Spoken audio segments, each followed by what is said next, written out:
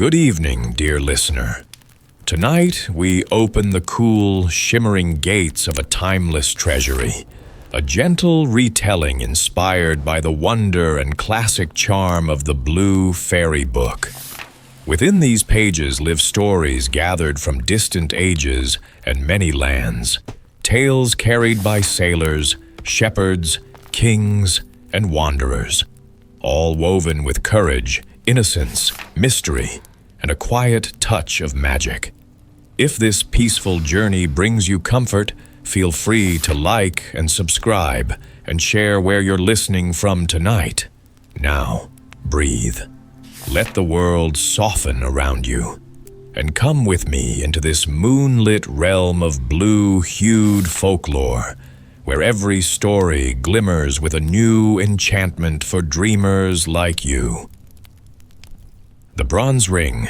Once upon a time, in a certain country, there lived a king whose palace was surrounded by a spacious garden. But, though the gardeners were many and the soil was good, this garden yielded neither flowers nor fruits, not even grass or shady trees. The king was in despair about it, when a wise old man said to him, "Your gardeners do not understand their business. But what can you expect of men whose fathers were cobblers and carpenters? How should they have learned to cultivate your garden?" "You are quite right," cried the king. "Therefore," continued the old man, "you should send for a gardener whose father and grandfather have been gardeners before him. And very soon your garden will be full of green grass and gay flowers, and you will enjoy its delicious fruit." So the king sent messengers to every town, village, and hamlet in his dominions to look for a gardener whose forefathers had been gardeners also, and after 40 days one was found. "Come with us and be gardener to the king," they said to him. "How can I go to the king?" said the gardener, "a poor wretch like me."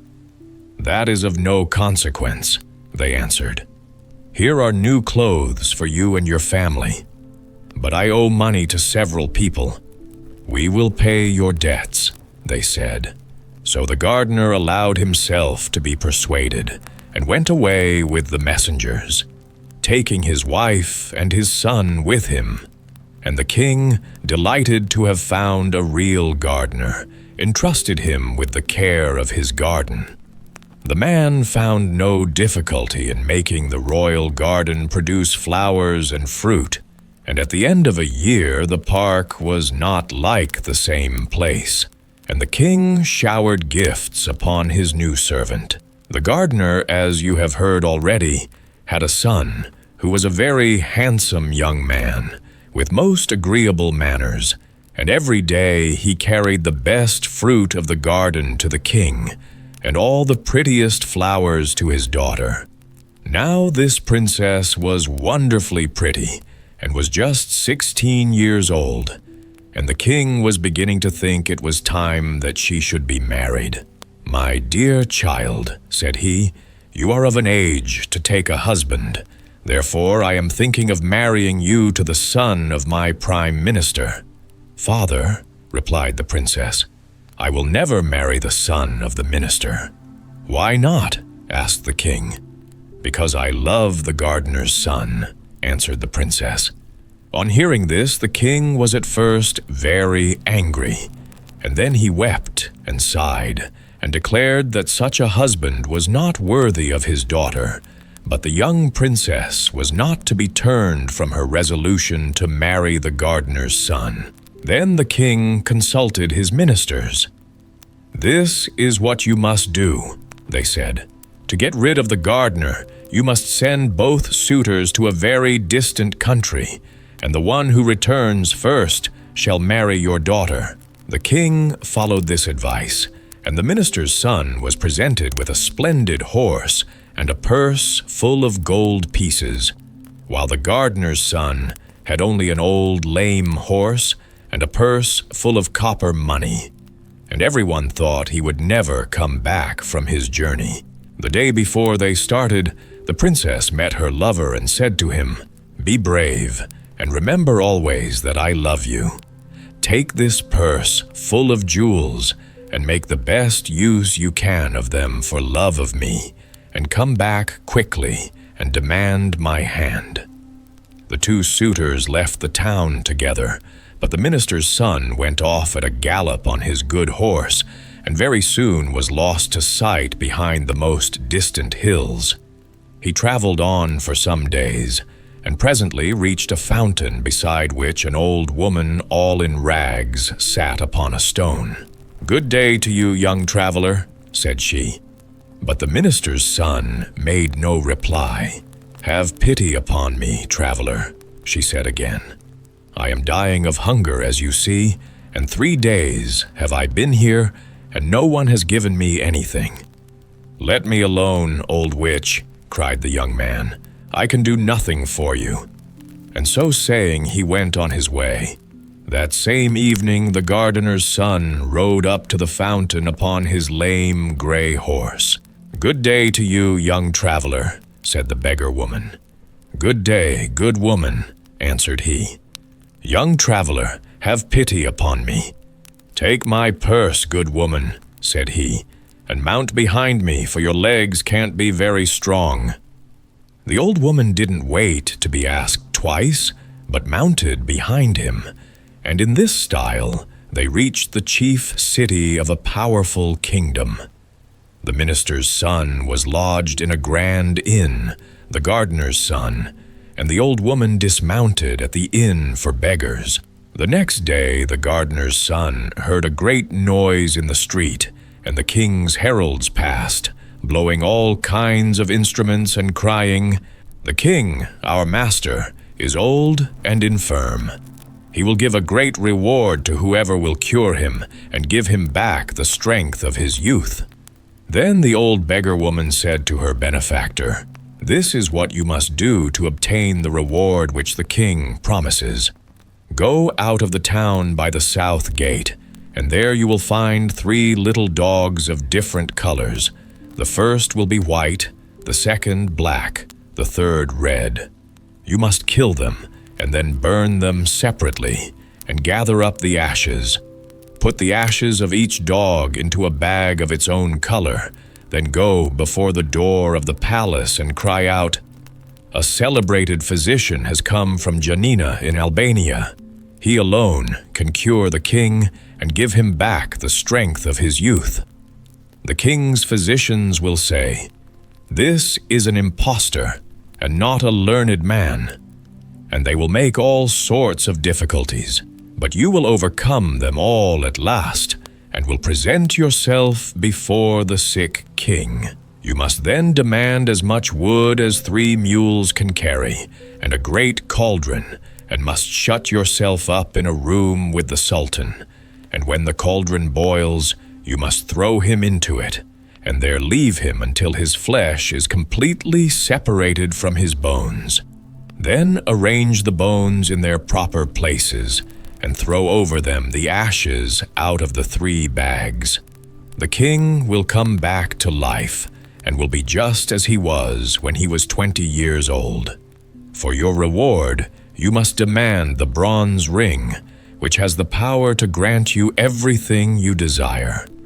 Go, my son, and do not forget any of my instructions." The young man followed the old beggar woman's directions.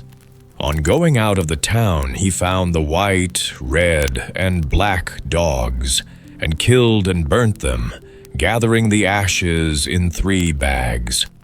Then he ran to the palace and cried, "A celebrated physician has just come from Janina in Albania. He alone can cure the king and give him back the strength of his youth."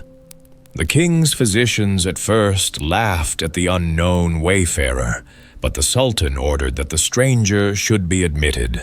They brought the cauldron and the loads of wood, and very soon the king was boiling away. Toward midday, the gardener's son arranged the bones in their places, and he had hardly scattered the ashes over them before the old king revived, to find himself once more young and hearty. "How can I reward you, my benefactor?" he cried. "Will you take half my treasures?" "No," said the gardener's son. "My daughter's hand?" "No." "Take half my kingdom?" "No. Give me only the bronze ring, which can instantly grant me anything I wish for." "Alas," said the king, "I set great store by that marvelous ring. Nevertheless, you shall have it." And he gave it to him. The gardener's son went back to say goodbye to the old beggar woman. Then he said to the bronze ring, "Prepare a splendid ship in which I may continue my journey. Let the hull be of fine gold, the masts of silver, the sails of brocade. Let the crew consist of 12 young men of noble appearance, dressed like kings. St. Nicholas will be at the helm. As to the cargo, let it be diamonds, rubies, emeralds, and carbuncles." And immediately a ship appeared upon the sea, which resembled in every particular the description given by the gardener's son. And stepping on board, he continued his journey. Presently he arrived at a great town and established himself in a wonderful palace. After several days, he met his rival, the minister's son, who had spent all his money and was reduced to the disagreeable employment of a carrier of dust and rubbish. The gardener's son said to him, "What is your name? What is your family? And from what country do you come?" "I am the son of the prime minister of a great nation, and yet see what a degrading occupation I am reduced to. Listen to me. Though I don't know anything more about you, I am willing to help you. I will give you a ship to take you back to your own country upon one condition. Whatever it may be, I accept it willingly. Follow me to my palace." The minister's son followed the rich stranger, whom he had not recognized.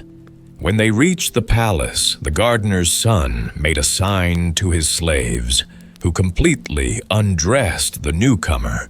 "Make this ring red hot," commanded the master, "and mark the man with it upon his back." The slaves obeyed him. "Now, young man," said the rich stranger, "I am going to give you a vessel which will take you back to your own country." And going out, he took the bronze ring and said, "Bronze ring, obey thy master. Prepare me a ship of which the half-rotten timbers shall be painted black. Let the sails be in rags, and the sailors infirm and sickly. One shall have lost a leg, another an arm, the third shall be a hunchback, another lame or club-footed or blind, and most of them shall be ugly and covered with scars. Go, and let my orders be executed." The minister's son embarked in this old vessel, and thanks to favorable winds, at length reached his own country. In spite of the pitiable condition in which he returned, they received him joyfully. "I am the first to come back," said he to the king. "Now fulfill your promise, and give me the princess in marriage." So they at once began to prepare for the wedding festivities. As to the poor princess, she was sorrowful and angry enough about it. The next morning, at daybreak, a wonderful ship with every sail set came to anchor before the town. The king happened at that moment to be at the palace window. "What strange ship is this," he cried, "that has a golden hull, silver masts, and silken sails? And who are the young men like princes who man it? And do I not see St. Nicholas at the helm? Go at once and invite the captain of the ship to come to the palace." His servants obeyed him, and very soon in came an enchantingly handsome young prince, dressed in rich silk, ornamented with pearls and diamonds. "Young man," said the king, "you are welcome, whoever you may be. Do me the favor to be my guest as long as you remain in my capital." "Many thanks, sire," replied the captain. "I accept your offer." "My daughter is about to be married," said the king. "Will you give her away?" "I shall be charmed, sire." Soon after came the princess and her betrothed. "Why, how is this?" cried the young captain. "Would you marry this charming princess to such a man as that? But he is my prime minister's son. What does that matter? I cannot give your daughter away. The man she is betrothed to is one of my servants." "Your servant?" "Without doubt. I met him in a distant town, reduced to carrying away dust and rubbish from the houses. I had pity on him and engaged him as one of my servants." "It is impossible," cried the king. "Do you wish me to prove what I say? This young man returned in a vessel which I fitted out for him, an unseaworthy ship with a black, battered hull, and the sailors were infirm and crippled." "It is quite true," said the king. "It is false," cried the minister's son. "I do not know this man." "Sire," said the young captain, "order your daughter's betrothed to be stripped, and see if the mark of my ring is not branded upon his back." The king was about to give this order when the minister's son, to save himself from such an indignity, admitted that the story was true. "And now, sire," said the young captain, "do you not recognize me?" "I recognize you," said the princess. "You are the gardener's son, whom I have always loved, and it is you I wish to marry." "Young man, you shall be my son-in-law," cried the king. "The marriage festivities are already begun, so you shall marry my daughter this very day." And so that very day the gardener's son married the beautiful princess. Several months passed. The young couple were as happy as the day was long, and the king was more and more pleased with himself for having secured such a son-in-law.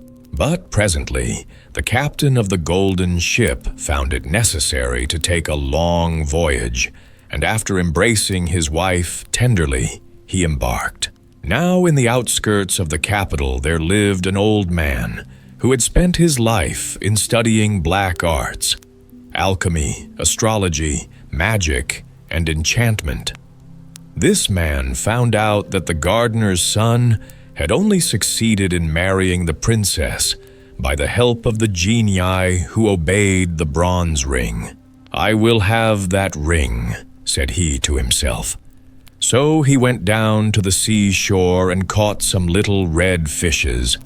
Really, they were quite wonderfully pretty. Then he came back, and passing before the princess's window, he began to cry out, "Who wants some pretty little red fishes?" The princess heard him and sent out one of her slaves, who said to the old peddler, "What will you take for your fish?" "A bronze ring. A bronze ring, old simpleton. And where shall I find one?" "Under the cushion in the princess's room." The slave went back to her mistress. "The old madman will take neither gold nor silver," said she. "What does he want then?" "A bronze ring that is hidden under a cushion." "Find the ring and give it to him," said the princess. And at last the slave found the bronze ring, which the captain of the golden ship had accidentally left behind, and carried it to the man, who made off with it instantly. Hardly had he reached his own house when, taking the ring, he said, "Bronze ring, obey thy master. I desire that the golden ship shall turn to black wood, and the crew to hideous negroes, that St. Nicholas shall leave the helm, and that the only cargo shall be black cats." And the genii of the bronze ring obeyed him. Finding himself upon the sea in this miserable condition, the young captain understood that someone must have stolen the bronze ring from him, and he lamented his misfortune loudly. But that did him no good. "Alas," he said to himself, "whoever has taken my ring has probably taken my dear wife also. What good will it do me to go back to my own country?" And he sailed about from island to island, and from shore to shore, believing that wherever he went, everybody was laughing at him. And very soon his poverty was so great that he and his crew and the poor black cats had nothing to eat but herbs and roots. After wandering about a long time, he reached an island inhabited by mice. The captain landed upon the shore and began to explore the country. There were mice everywhere, and nothing but mice. Some of the black cats had followed him, and not having been fed for several days, they were fearfully hungry and made terrible havoc among the mice. Then the queen of the mice held a council. "These cats will eat every one of us," she said, "if the captain of the ship does not shut the ferocious animals up. Let us send a deputation to him of the bravest among us." Several mice offered themselves for this mission and set out to find the young captain. "Captain," said they, "go away quickly from our island, or we shall perish, every mouse of us." "Willingly," replied the young captain, "upon one condition. That is that you shall first bring me back a bronze ring which some clever magician has stolen from me. If you do not do this, I will land all my cats upon your island, and you shall be exterminated." The mice withdrew in great dismay. "What is to be done?" said the queen. "How can we find this bronze ring?" She held a new council, calling in mice from every quarter of the globe, but nobody knew where the bronze ring was. Suddenly, 3 mice arrived from a very distant country. One was blind, the second lame, and the third had her ears cropped. "Ho, ho, ho," said the newcomers. "We come from a far distant country. Do you know where the bronze ring is, which the genii obey?" "Ho, ho, ho, we know. An old sorcerer has taken possession of it, and now he keeps it in his pocket by day and in his mouth by night. Go and take it from him, and come back as soon as possible." So the 3 mice made themselves a boat and set sail for the magician's country. When they reached the capital, they landed and ran to the palace, leaving only the blind mouse on the shore to take care of the boat. Then they waited till it was night. The wicked old man lay down in bed and put the bronze ring into his mouth, and very soon he was asleep. "Now, what shall we do?" said the 2 little animals to each other. The mouse with the cropped ears found a lamp full of oil and a bottle full of pepper. So she dipped her tail first in the oil and then in the pepper, and held it to the sorcerer's nose. "Atisha! Atisha!" sneezed the old man. But he did not wake, and the shock made the bronze ring jump out of his mouth. Quick as thought, the lame mouse snatched up the precious talisman and carried it off to the boat. Imagine the despair of the magician when he awoke and the bronze ring was nowhere to be found. But by that time, our 3 mice had set sail with their prize. A favoring breeze was carrying them toward the island, where the queen of the mice was awaiting them. Naturally, they began to talk about the bronze ring. "Which of us deserves the most credit?" they cried all at once. "I do," said the blind mouse, "for without my watchfulness, our boat would have drifted away to the open sea." "No, indeed," cried the mouse with the cropped ears. "The credit is mine. Did I not cause the ring to jump out of the man's mouth?" "No, it is mine," cried the lame one, "for I ran off with the ring." And from high words they soon came to blows. And alas, when the quarrel was fiercest, the bronze ring fell into the sea. "How are we to face our queen," said the 3 mice, "when by our folly we have lost the talisman and condemned our people to be utterly exterminated? We cannot go back to our country. Let us land on this desert island and there end our miserable lives." No sooner said than done. The boat reached the island, and the mice landed. The blind mouse was speedily deserted by her two sisters, who went off to hunt flies. But as she wandered sadly along the shore, she found a dead fish and was eating it when she felt something very hard. At her cries, the other two mice ran up. "It is the bronze ring. It is the talisman." They cried joyfully, and getting into their boat again, they soon reached the Mouse Island. It was time they did, for the captain was just going to land his cargo of cats when a deputation of mice brought him the precious bronze ring. "Bronze ring," commanded the young man, "obey thy master. Let my ship appear as it was before." Immediately the genii of the ring set to work, and the old black vessel became once more the wonderful golden ship with sails of brocade.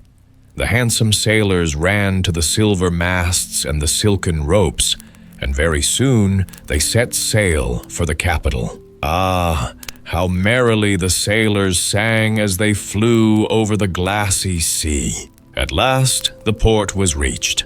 The captain landed and ran to the palace, where he found the wicked old man asleep. The princess clasped her husband in a long embrace. The magician tried to escape, but he was seized and bound with strong cords. The next day, the sorcerer, tied to the tail of a savage mule loaded with nuts, was broken into as many pieces as there were nuts upon the mule's back. 1. Tradition populaire de l'Asie mineure. Carnoy et Nicolède. Paris, Maisonneuve, 1889. Prince Hyacinth and the dear little princess. Once upon a time, there lived a king who was deeply in love with a princess. But she could not marry anyone because she was under an enchantment. So the king set out to seek a fairy and asked what he could do to win the princess's love. The fairy said to him, "You know that the princess has a great cat which she is very fond of. Whoever is clever enough to tread on that cat's tail is the man she is destined to marry." The king said to himself that this would not be very difficult, and he left the fairy, determined to grind the cat's tail to powder rather than not tread on it at all. You may imagine that it was not long before he went to see the princess, and Puss, as usual, marched in before him, arching his back.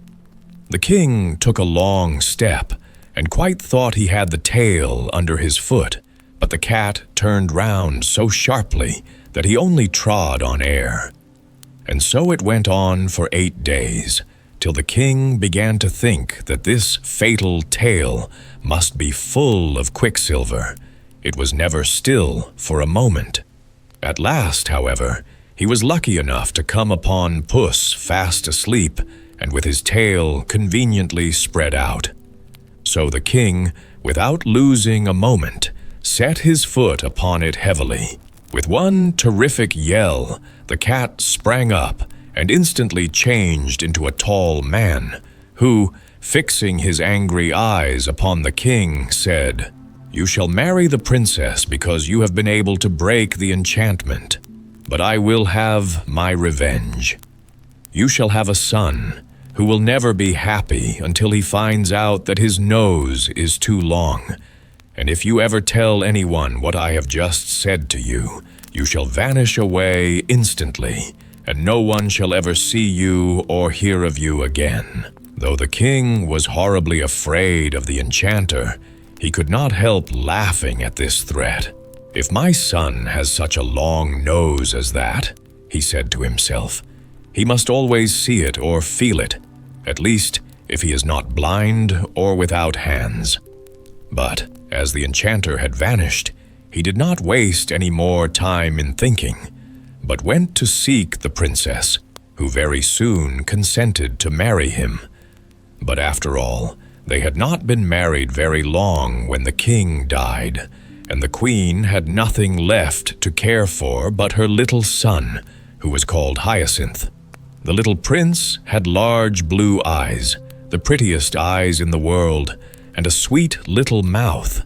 But, alas, his nose was so enormous that it covered half his face.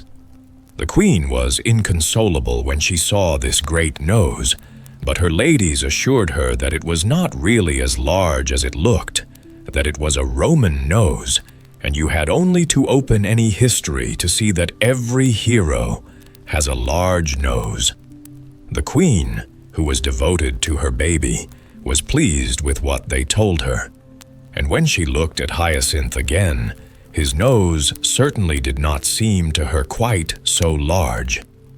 The prince was brought up with great care, and as soon as he could speak, they told him all sorts of dreadful stories about people who had short noses. No one was allowed to come near him whose nose did not more or less resemble his own, and the courtiers, to get into favor with the queen, took to pulling their babies' noses several times every day to make them grow long. But do what they would, they were nothing by comparison with the prince's.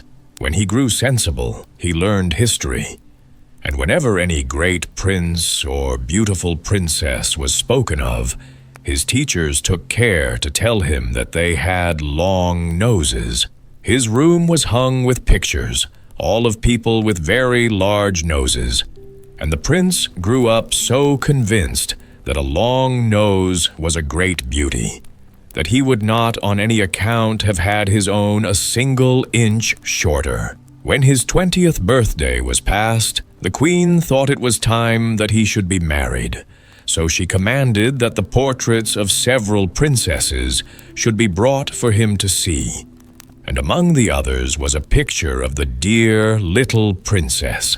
Now she was the daughter of a great king, and would some day possess several kingdoms herself. But Prince Hyacinth had not a thought to spare for anything of that sort. He was so much struck with her beauty. The princess, whom he thought quite charming, had, however, a little saucy nose, which in her face was the prettiest thing possible.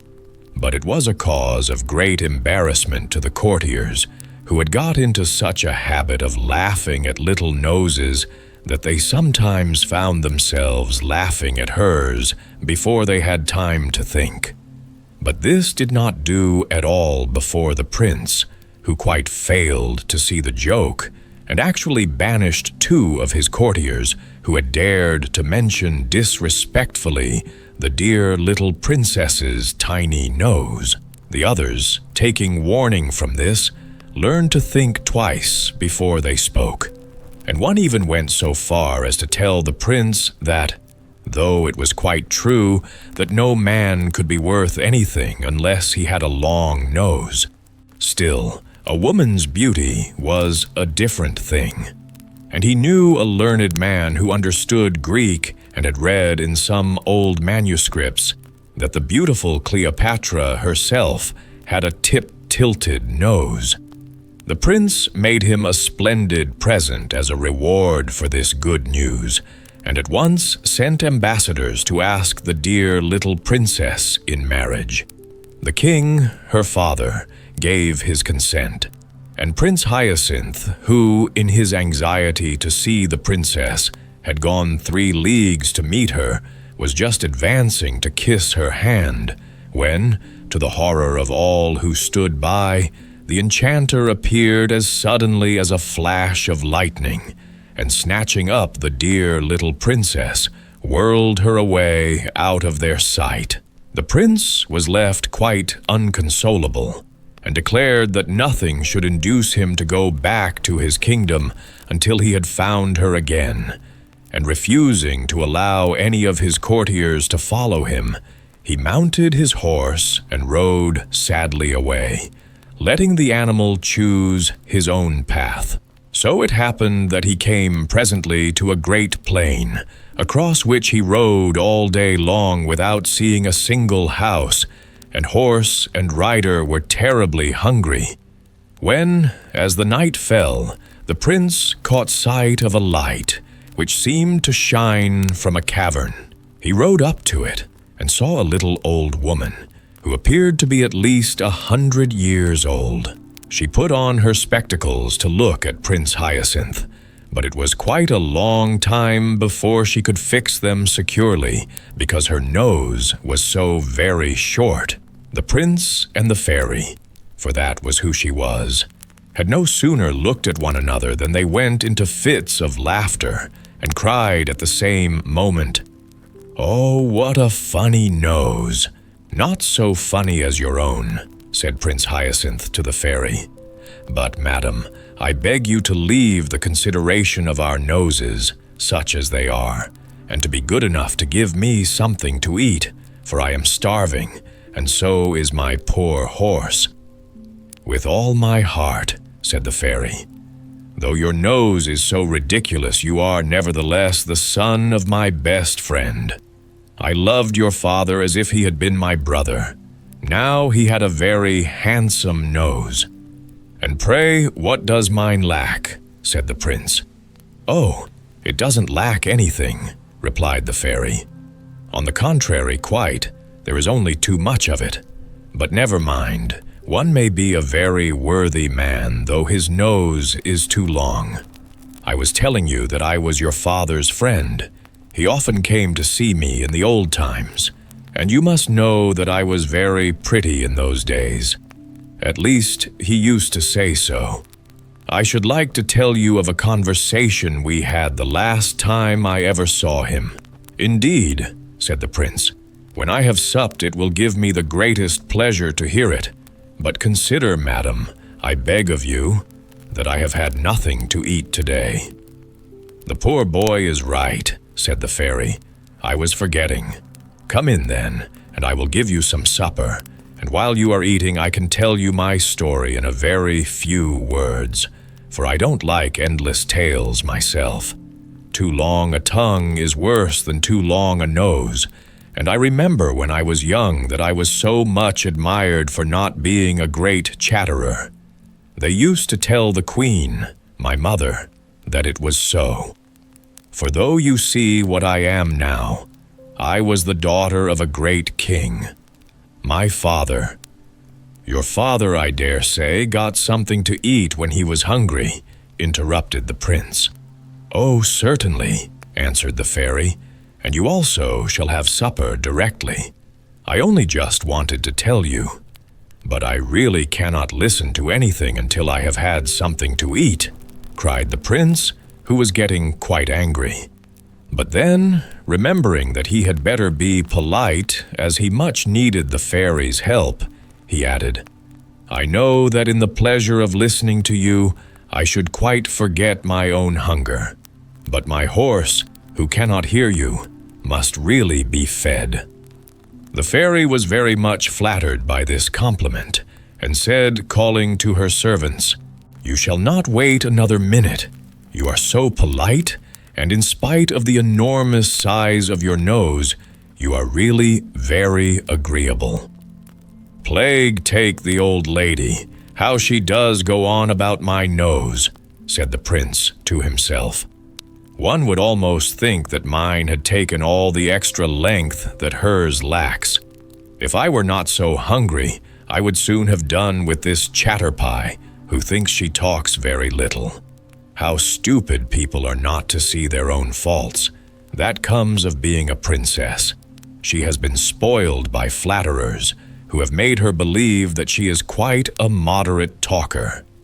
Meanwhile, the servants were putting the supper on the table, and the prince was much amused to hear the fairy, who asked them 1,000 questions, simply for the pleasure of hearing herself speak. Especially, he noticed one maid, who, no matter what was being said, always contrived to praise her mistress's wisdom. "Well," he thought as he ate his supper, "I'm very glad I came here. This just shows me how sensible I have been in never listening to flatterers. People of that sort praise us to our faces without shame, and hide our faults or change them into virtues. For my part, I never will be taken in by them. I know my own defects, I hope. Poor Prince Hyacinth. He really believed what he said and hadn't an idea that the people who had praised his nose were laughing at him, just as the fairy's maid was laughing at her. For the prince had seen her laugh slyly when she could do so without the fairies noticing her. However, he said nothing, and presently, when his hunger began to be appeased, the fairy said, "My dear prince, might I beg you to move a little more that way, for your nose casts such a shadow that I really cannot see what I have on my plate." "Ah, thanks. Now let us speak of your father. When I went to his court, he was only a little boy, but that is 40 years ago, and I have been in this desolate place ever since. Tell me what goes on nowadays. Are the ladies as fond of amusement as ever? In my time, one saw them at parties, theaters, balls, and promenades every day. Dear me, what a long nose you have. I cannot get used to it." "Really, madam," said the prince, "I wish you would leave off mentioning my nose. It cannot matter to you what it is like. I am quite satisfied with it, and have no wish to have it shorter. One must take what is given one." "Now you are angry with me, my poor Hyacinth," said the fairy, "and I assure you that I didn't mean to vex you. On the contrary, I wish to do you a service. However, though I really cannot help your nose being a shock to me, I will try not to say anything about it. I will even try to think that you have an ordinary nose. To tell the truth, it would make 3 reasonable ones." The prince, who was no longer hungry, grew so impatient at the fairy's continual remarks about his nose that at last he threw himself upon his horse and rode hastily away. But wherever he came in his journeyings, he thought the people were mad, for they all talked of his nose, and yet he could not bring himself to admit that it was too long. He had been so used all his life to hear it called handsome. The old fairy, who wished to make him happy, at last hit upon a plan. She shut the dear little princess up in a palace of crystal, and put this palace down where the prince would not fail to find it. His joy at seeing the princess again was extreme, and he set to work with all his might to try to break her prison. But in spite of all his efforts, he failed, utterly. In despair, he thought at least that he would try to get near enough to speak to the dear little princess, who, on her part, stretched out her hand that he might kiss it. But turn which way he might, he never could raise it to his lips, for his long nose always prevented it. For the first time, he realized how long it really was, and exclaimed, "Well, it must be admitted that my nose is too long." In an instant, the crystal prison flew into 1,000 splinters, and the old fairy, taking the dear little princess by the hand, said to the prince, "Now say if you are not very much obliged to me. Much good it was for me to talk to you about your nose. You would never have found out how extraordinary it was if it hadn't hindered you from doing what you wanted to. You see how self-love keeps us from knowing our own defects of mind and body. Our reason tries in vain to show them to us. We refuse to see them till we find them in the way of our interests. Prince Hyacinth, whose nose was now just like anyone's else, did not fail to profit by the lesson he had received. He married the dear little princess, and they lived happily ever after. 1. Le Prince Désir et la Princesse Mignonne, par Madame le Prince de Beaumont. East of the sun and west of the moon. Once upon a time, there was a poor husbandman who had many children and little to give them in the way either of food or clothing. They were all pretty, but the prettiest of all was the youngest daughter, who was so beautiful that there were no bounds to her beauty. So once, it was late on a Thursday evening in autumn, and wild weather outside, terribly dark, and raining so heavily and blowing so hard that the walls of the cottage shook again. They were all sitting together by the fireside, each of them busy with something or other, when suddenly someone rapped 3 times against the window pane. The man went out to see what could be the matter, and when he got out there stood a great big white bear. "Good evening to you," said the white bear. "Good evening," said the man. "Will you give me your youngest daughter?" said the white bear. "If you will, you shall be as rich as you are now poor." Truly, the man would have had no objection to be rich, but he thought to himself, "I must first ask my daughter about this." So he went in and told them that there was a great white bear outside, who had faithfully promised to make them all rich if he might but have the youngest daughter. She said no, and would not hear of it.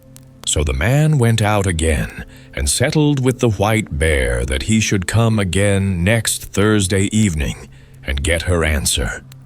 Then the man persuaded her, and talked so much to her about the wealth that they would have, and what a good thing it would be for herself, that at last she made up her mind to go, and washed and mended all her rags, made herself as smart as she could, and held herself in readiness to set out.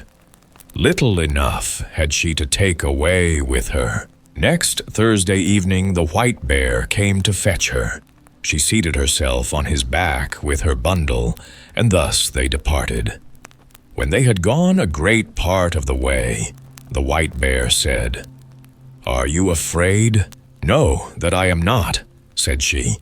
"Keep tight hold of my fur, and then there is no danger," said he. And thus she rode far, far away, until they came to a great mountain. Then the white bear knocked on it, and a door opened, and they went into a castle, where there were many brilliantly lighted rooms, which shone with gold and silver. Likewise, a large hall, in which there was a well-spread table, and it was so magnificent that it would be hard to make anyone understand how splendid it was. The white bear gave her a silver bell, and told her that when she needed anything, she had but to ring this bell, and what she wanted would appear. So, after she had eaten, and night was drawing near, she grew sleepy after her journey, and thought she would like to go to bed. She rang the bell, and scarcely had she touched it before she found herself in a chamber where a bed stood ready-made for her, which was as pretty as anyone could wish to sleep in. It had pillows of silk, and curtains of silk fringed with gold, and everything that was in the room was of gold or silver. But when she had lain down and put out the light, a man came and lay down beside her. And behold, it was the white bear, who cast off the form of a beast during the night.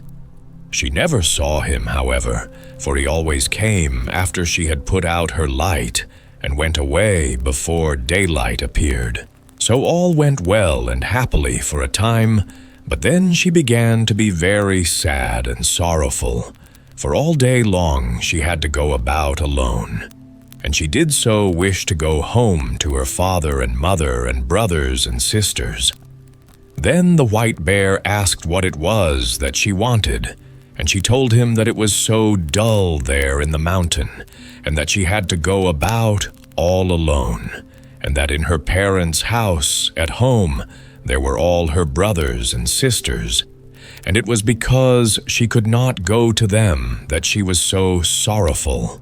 "There might be a cure for that," said the white bear, "if you would but promise me never to talk with your mother alone, but only when the others are there too, for she will take hold of your hand," he said, "and will want to lead you into a room to talk with you alone. But that you must by no means do, or you will bring great misery on both of us." So one Sunday the white bear came and said that they could now set out to see her father and mother. And they journeyed thither, she sitting on his back. And they went a long, long way, and it took a long, long time. But at last they came to a large white farmhouse, and her brothers and sisters were running about outside it, playing, and it was so pretty that it was a pleasure to look at it. "Your parents dwell here now," said the white bear, "but do not forget what I said to you, or you will do much harm both to yourself and me." "No, indeed," said she, "I shall never forget." And as soon as she was at home, the white bear turned round and went back again. There were such rejoicings when she went in to her parents that it seemed as if they would never come to an end. Everyone thought that he could never be sufficiently grateful to her for all she had done for them all. Now they had everything that they wanted, and everything was as good as it could be. They all asked her how she was getting on where she was. All was well with her too, she said, and she had everything that she could want. What other answers she gave, I cannot say, but I am pretty sure that they did not learn much from her. But in the afternoon, after they had dined at midday, all happened just as the white bear had said. Her mother wanted to talk with her alone in her own chamber, but she remembered what the white bear had said and would on no account go. "What we have to say can be said at any time," she answered.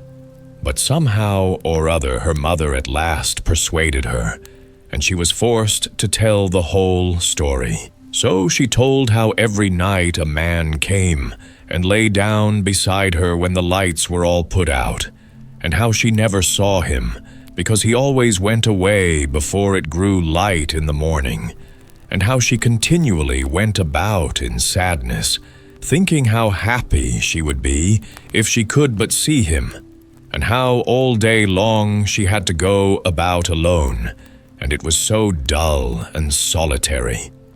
"Oh," cried the mother in horror, "you are very likely sleeping with a troll, but I will teach you a way to see him. You shall have a bit of one of my candles, which you can take away with you hidden in your breast. Look at him with that when he is asleep, but take care not to let any tallow drop upon him."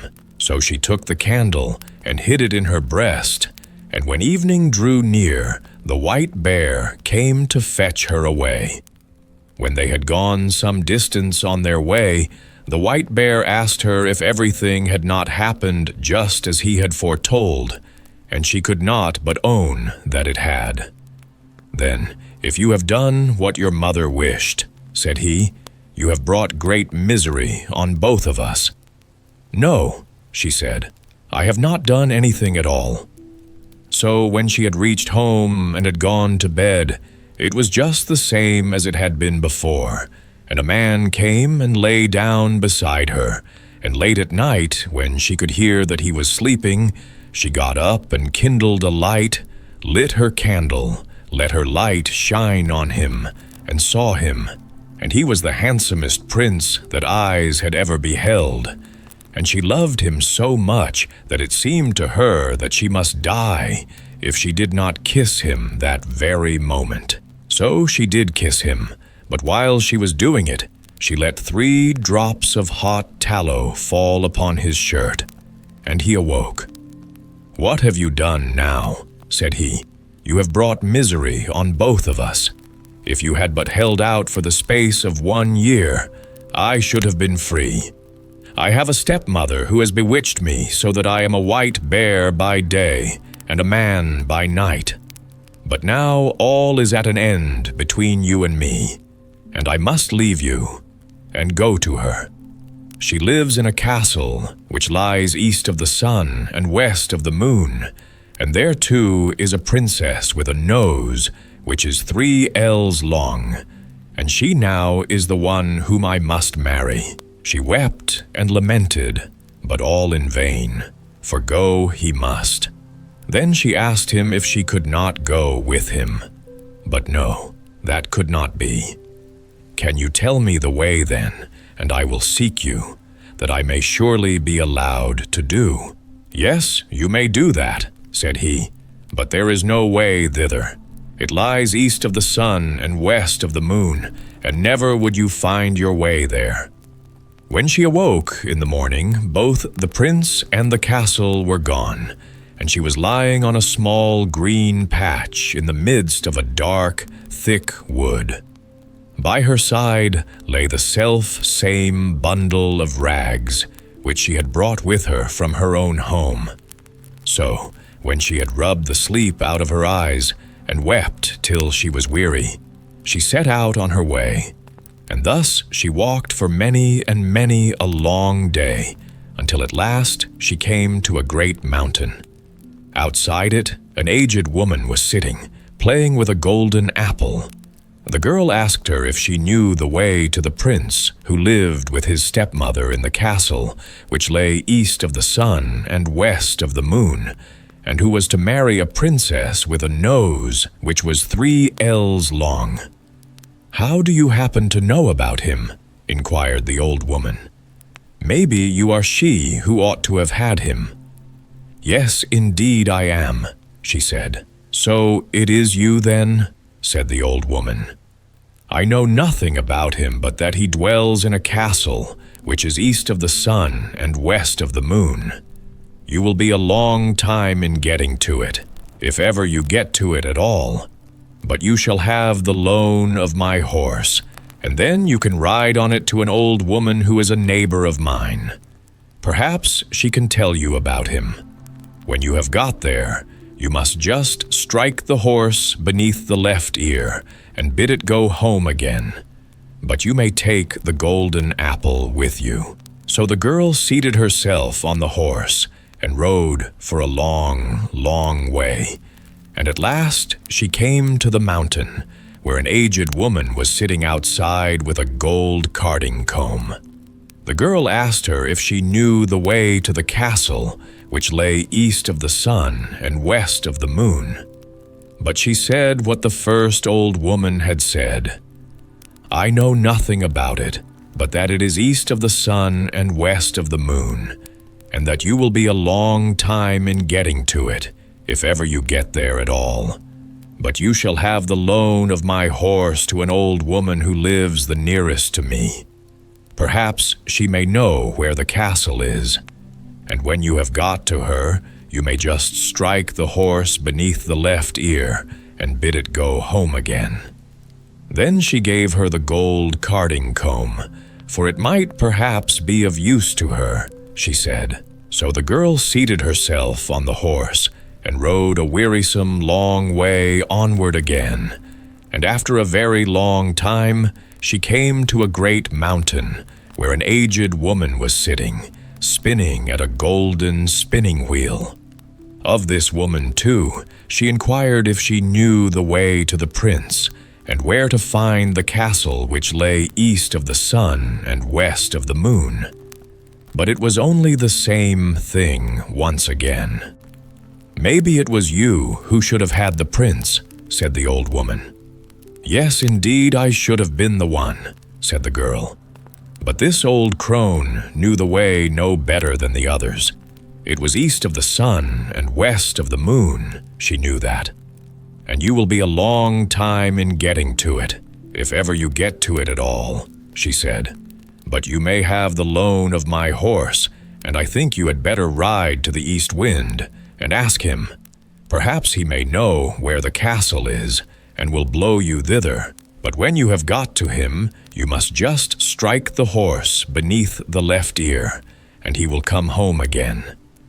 And then she gave her the golden spinning wheel, saying, "Perhaps you may find that you have a use for it." The girl had to ride for a great many days, and for a long and wearisome time before she got there. But at last she did arrive, and then she asked the east wind if he could tell her the way to the prince who dwelt east of the sun and west of the moon. "Well," said the east wind, "I have heard tell of the prince, and of his castle, but I do not know the way to it, for I have never blown so far. But, if you like, I will go with you to my brother the West Wind. He may know that, for he is much stronger than I am. You may sit on my back, and then I can carry you there." So she seated herself on his back, and they did go so swiftly. When they got there, the East Wind went in and said that the girl whom he had brought was the one who ought to have had the prince up at the castle, which lay east of the sun and west of the moon, and that now she was traveling about to find him again. So he had come there with her, and would like to hear if the West Wind knew whereabout the castle was. "No," said the West Wind. "So far as that have I never blown. But if you like, I will go with you to the South Wind, for he is much stronger than either of us, and he has roamed far and wide, and perhaps he can tell you what you want to know.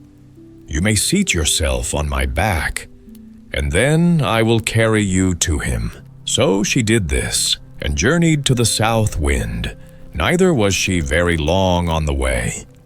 When they had got there, the West Wind asked him if he could tell her the way to the castle that lay east of the sun and west of the moon, for she was the girl who ought to marry the prince who lived there. "Oh, indeed," said the South Wind. "Is that she?" "Well," said he, "I have wandered about a great deal in my time, and in all kinds of places, but I have never blown so far as that. If you like, however, I will go with you to my brother, the North Wind. He is the oldest and strongest of all of us, and if he does not know where it is, no one in the whole world will be able to tell you. You may sit upon my back, and then I will carry you there." So she seated herself on his back, and off he went from his house in great haste, and they were not long on the way. When they came near the North Wind's dwelling, he was so wild and frantic that they felt cold gusts a long while before they got there. "What do you want?" he roared out from afar, and they froze as they heard. Said the South Wind, "It is I, and this is she who should have had the prince who lives in the castle, which lies east of the sun and west of the moon. And now she wishes to ask you if you have ever been there, and can tell her the way, for she would gladly find him again." "Yes," said the North Wind, "I know where it is. I once blew an aspen leaf there, but I was so tired that for many days afterward I was not able to blow at all. However, if you really are anxious to go there, and are not afraid to go with me, I will take you on my back, and try if I can blow you there." "Get there I must," said she, "and if there is any way of going I will, and I have no fear, no matter how fast you go." "Very well then," said the North Wind, "but you must sleep here tonight, for if we are ever to get there we must have the day before us." The North Wind woke her betimes next morning, and puffed himself up, and made himself so big and so strong that it was frightful to see him. And away they went, high up through the air, as if they would not stop until they had reached the very end of the world. Down below there was such a storm. It blew down woods and houses, and when they were above the sea, the ships were wrecked by hundreds. And thus they tore on, and a long time went by, and then yet more time passed, and still they were above the sea, and the North Wind grew tired, and more tired, and at last so utterly weary that he was scarcely able to blow any longer, and he sank and sank, lower and lower, until at last he went so low that the waves dashed against the heels of the poor girl he was carrying. "Art thou afraid?" said the North Wind. "I have no fear," said she, and it was true, but they were not very, very far from land, and there was just enough strength left in the North Wind to enable him to throw her onto the shore immediately, under the windows of a castle which lay east of the sun and west of the moon. But then he was so weary and worn out that he was forced to rest for several days before he could go to his own home again. Next morning she sat down beneath the walls of the castle to play with the golden apple, and the first person she saw was the maiden with the long nose, who was to have the prince. "How much do you want for that gold apple of yours, girl?" said she, opening the window. "It can't be bought either for gold or money," answered the girl. "If it cannot be bought either for gold or money, what will buy it?" "You may say what you please," said the princess. "Well, if I may go to the prince who is here and be with him tonight, you shall have it," said the girl who had come with the north wind. "You may do that," said the princess, for she had made up her mind what she would do. So the princess got the golden apple, but when the girl went up to the prince's apartment that night, he was asleep, for the princess had so contrived it. The poor girl called to him and shook him, and between whiles she wept, but she could not wake him. In the morning, as soon as day dawned, in came the princess with the long nose and drove her out again. In the daytime, she sat down once more beneath the windows of the castle and began to card with her golden carding comb. And then all happened as it had happened before. The princess asked her what she wanted for it, and she replied that it was not for sale, either for gold or money, but that if she could get leave to go to the prince and be with him during the night, she should have it. But when she went up to the prince's room, he was again asleep, and, let her call him, or shake him, or weep as she would, he still slept on, and she could not put any life in him. When daylight came in the morning, the princess with the long nose came too, and once more drove her away. When day had quite come, the girl seated herself under the castle windows to spin with her golden spinning wheel, and the princess with the long nose wanted to have that also. So she opened the window and asked what she would take for it. The girl said what she had said on each of the former occasions, that it was not for sale, either for gold or for money, but if she could get leave to go to the prince who lived there and be with him during the night, she should have it. "Yes," said the princess, "I will gladly consent to that." But in that place there were some Christian folk who had been carried off, and they had been sitting in the chamber which was next to that of the prince, and had heard how a woman had been in there who had wept and called on him 2 nights running, and they told the prince of this. So, that evening, when the princess came once more with her sleeping drink, he pretended to drink, but threw it away behind him, for he suspected that it was a sleeping drink. So, when the girl went into the prince's room this time, he was awake, and she had to tell him how she had come there. "You have come just in time," said the prince, "for I should have been married tomorrow. But I will not have the long-nosed princess, and you alone can save me. I will say that I want to see what my bride can do, and bid her wash the shirt which has the 3 drops of tallow on it. This she will consent to do, for she does not know that it is you who let them fall on it. But no one can wash them out but one born of Christian folk. It cannot be done by one of a pack of trolls. And then I will say that no one shall ever be my bride but the woman who can do this, and I know that you can." There was great joy and gladness between them all that night, but the next day, when the wedding was to take place, the prince said, "I must see what my bride can do." "That you may do," said the stepmother. "I have a fine shirt which I want to wear as my wedding shirt, but 3 drops of tallow have got upon it, which I want to have washed off, and I have vowed to marry no one but the woman who is able to do it. If she cannot do that, she is not worth having."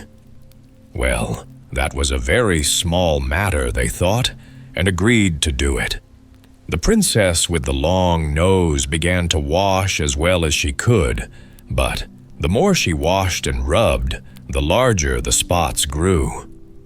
"Ah, you can't wash at all," said the old troll hag, who was her mother.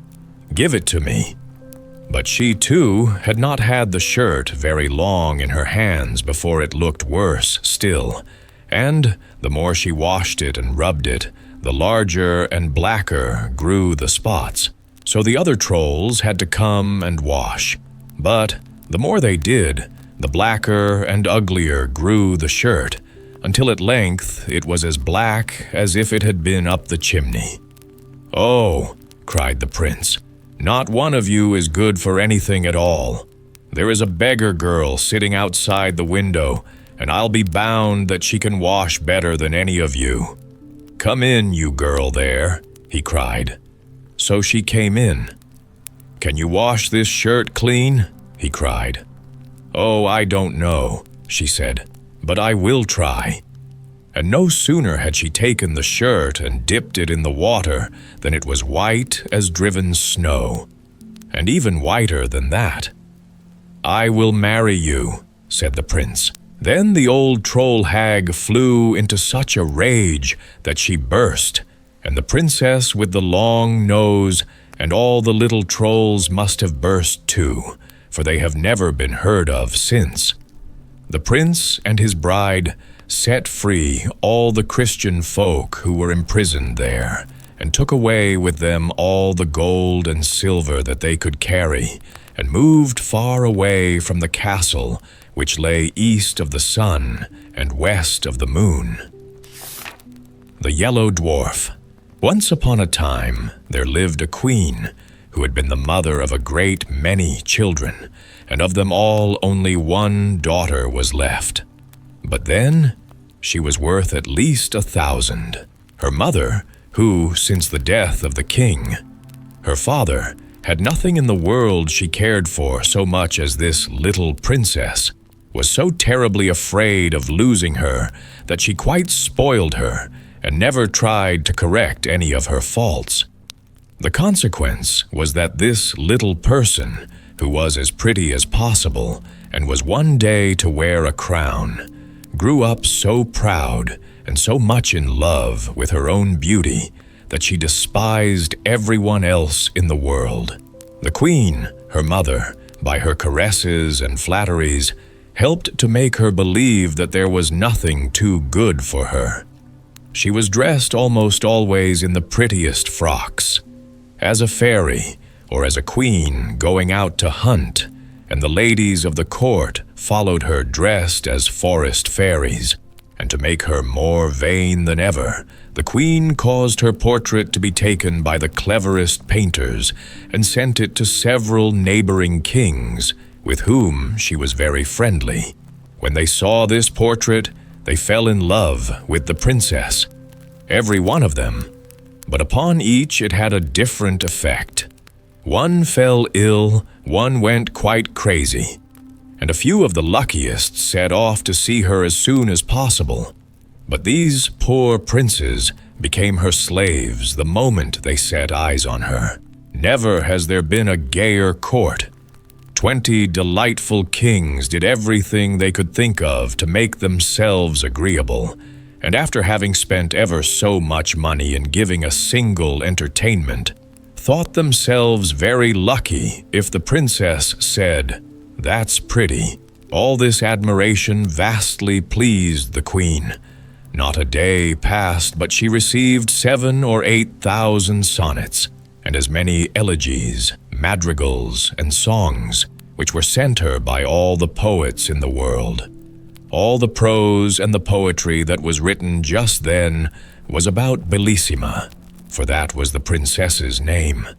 And all the bonfires that they had were made of these verses, which crackled and sparkled better than any other sort of wood. Bellissima was already 15 years old, and every one of the princes wished to marry her, but not one dared to say so. How could they when they knew that any of them might have cut off his head 5 or 6 times a day just to please her, and she would have thought it a mere trifle. So little did she care. You may imagine how hard-hearted her lovers thought her, and the queen, who wished to see her married, did not know how to persuade her to think of it seriously. "Bellissima," she said, "I do wish you would not be so proud. What makes you despise all these nice kings? I wish you to marry one of them, and you do not try to please me." "I am so happy," Bellissima answered. "Do leave me in peace, madam. I don't want to care for anyone." "But you would be very happy with any of these princes," said the queen, "and I shall be very angry if you fall in love with anyone who is not worthy of you." But the princess thought so much of herself that she did not consider any one of her lovers clever or handsome enough for her. And her mother, who was getting really angry at her determination not to be married, began to wish that she had not allowed her to have her own way so much. At last, not knowing what else to do, she resolved to consult a certain witch who was called the Fairy of the Desert. Now this was very difficult to do, as she was guarded by some terrible lions. But happily, the queen had heard a long time before that whoever wanted to pass these lions safely must throw to them a cake made of millet flour, sugar candy, and crocodile's eggs. This cake she prepared with her own hands, and putting it in a little basket, she set out to seek the fairy. But as she was not used to walking far, she soon felt very tired and sat down at the foot of a tree to rest, and presently fell fast asleep. When she awoke, she was dismayed to find her basket empty. The cake was all gone. And, to make matters worse, at that moment she heard the roaring of the great lions, who had found out that she was near and were coming to look for her. "What shall I do?" she cried. "I shall be eaten up." And being too frightened to run a single step, she began to cry and leaned against the tree under which she had been asleep. Just then she heard someone say, "Hmm." She looked all round her and then up the tree, and there she saw a little tiny man who was eating oranges. "Oh, Queen," said he, "I know you very well, and I know how much afraid you are of the lions, and you are quite right too, for they have eaten many other people. And what can you expect, as you have not any cake to give them?" "Oh, you have a daughter," cried the Yellow Dwarf, who was so called because he was a dwarf and had such a yellow face and lived in the orange tree. "I'm really glad to hear that, for I've been looking for a wife all over the world. Now, if you will promise that she shall marry me, not one of the lions, tigers, or bears shall touch you." The queen looked at him and was almost as much afraid of his ugly little face as she had been of the lions before, so that she could not speak a word. "What? You hesitate, madam," cried the dwarf. "You must be very fond of being eaten up alive." And as he spoke, the queen saw the lions, which were running down a hill toward them. Each one had 2 heads, 8 feet, and 4 rows of teeth, and their skins were as hard as turtle shells, and were bright red. At this dreadful sight, the poor queen, who was trembling like a dove when it sees a hawk, cried out as loud as she could, "Oh, dear Mr. Dwarf, Bellissima shall marry you." "Oh, indeed," said he disdainfully. "Bellissima is pretty enough, but I don't particularly want to marry her. You can keep her."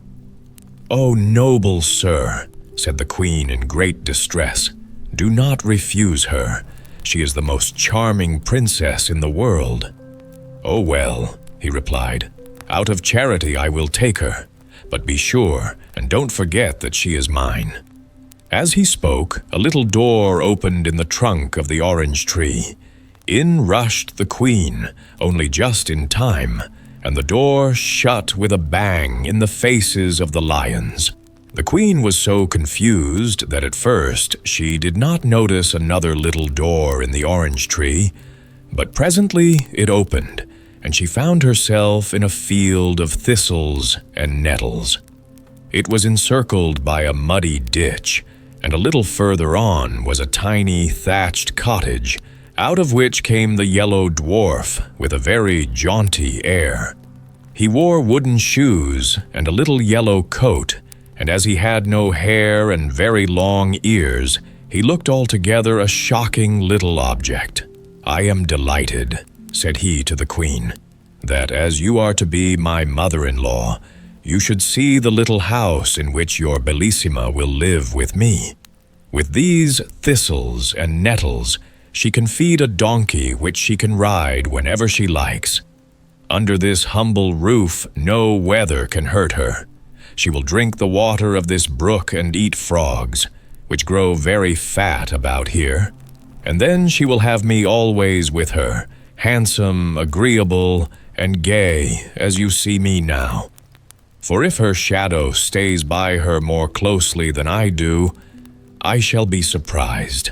The unhappy queen, seeing all at once what a miserable life her daughter would have with this dwarf, could not bear the idea, and fell down insensible without saying a word.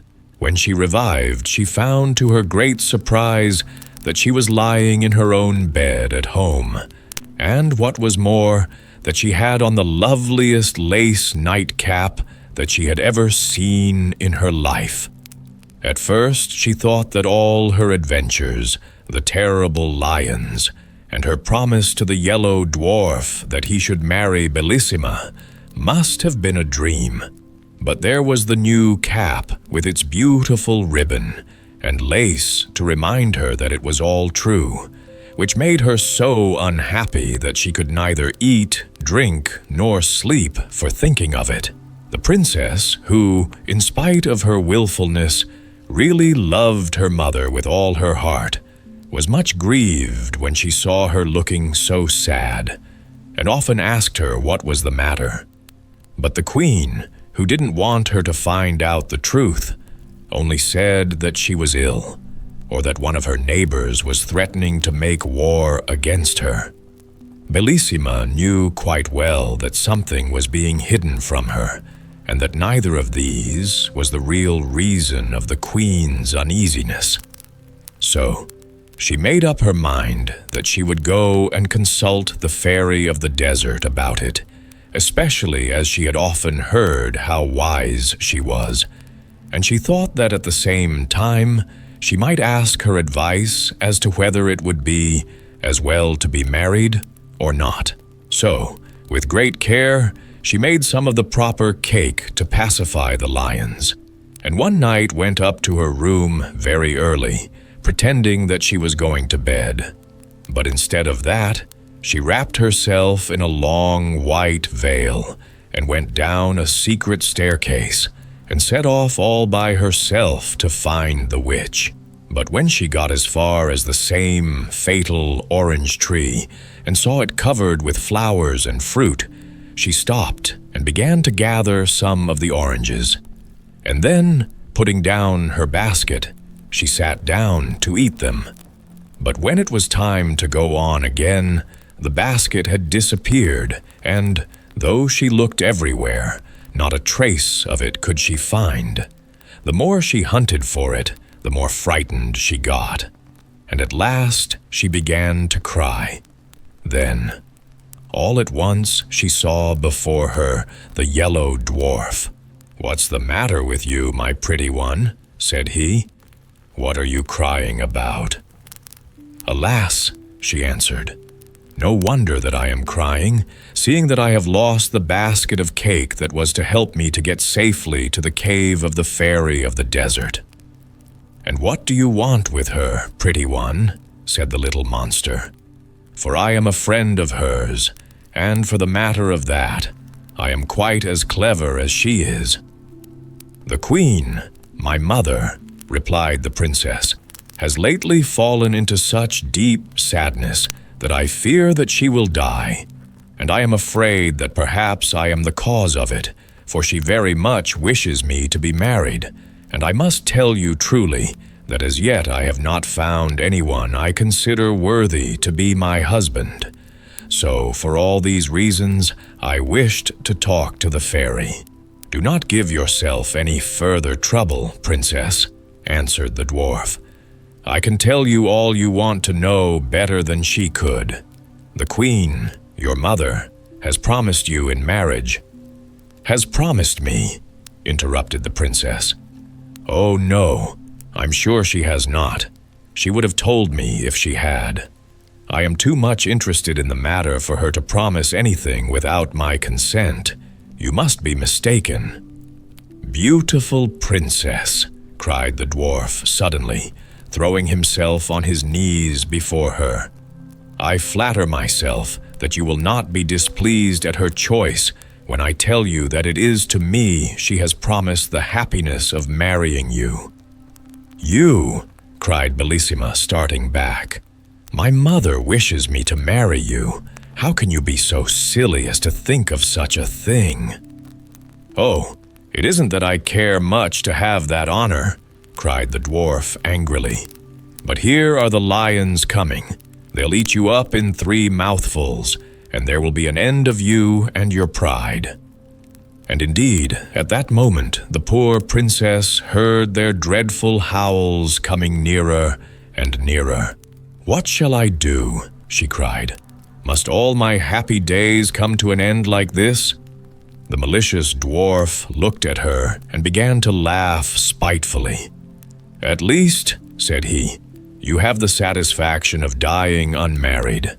A lovely princess like you must surely prefer to die rather than be the wife of a poor little dwarf like myself."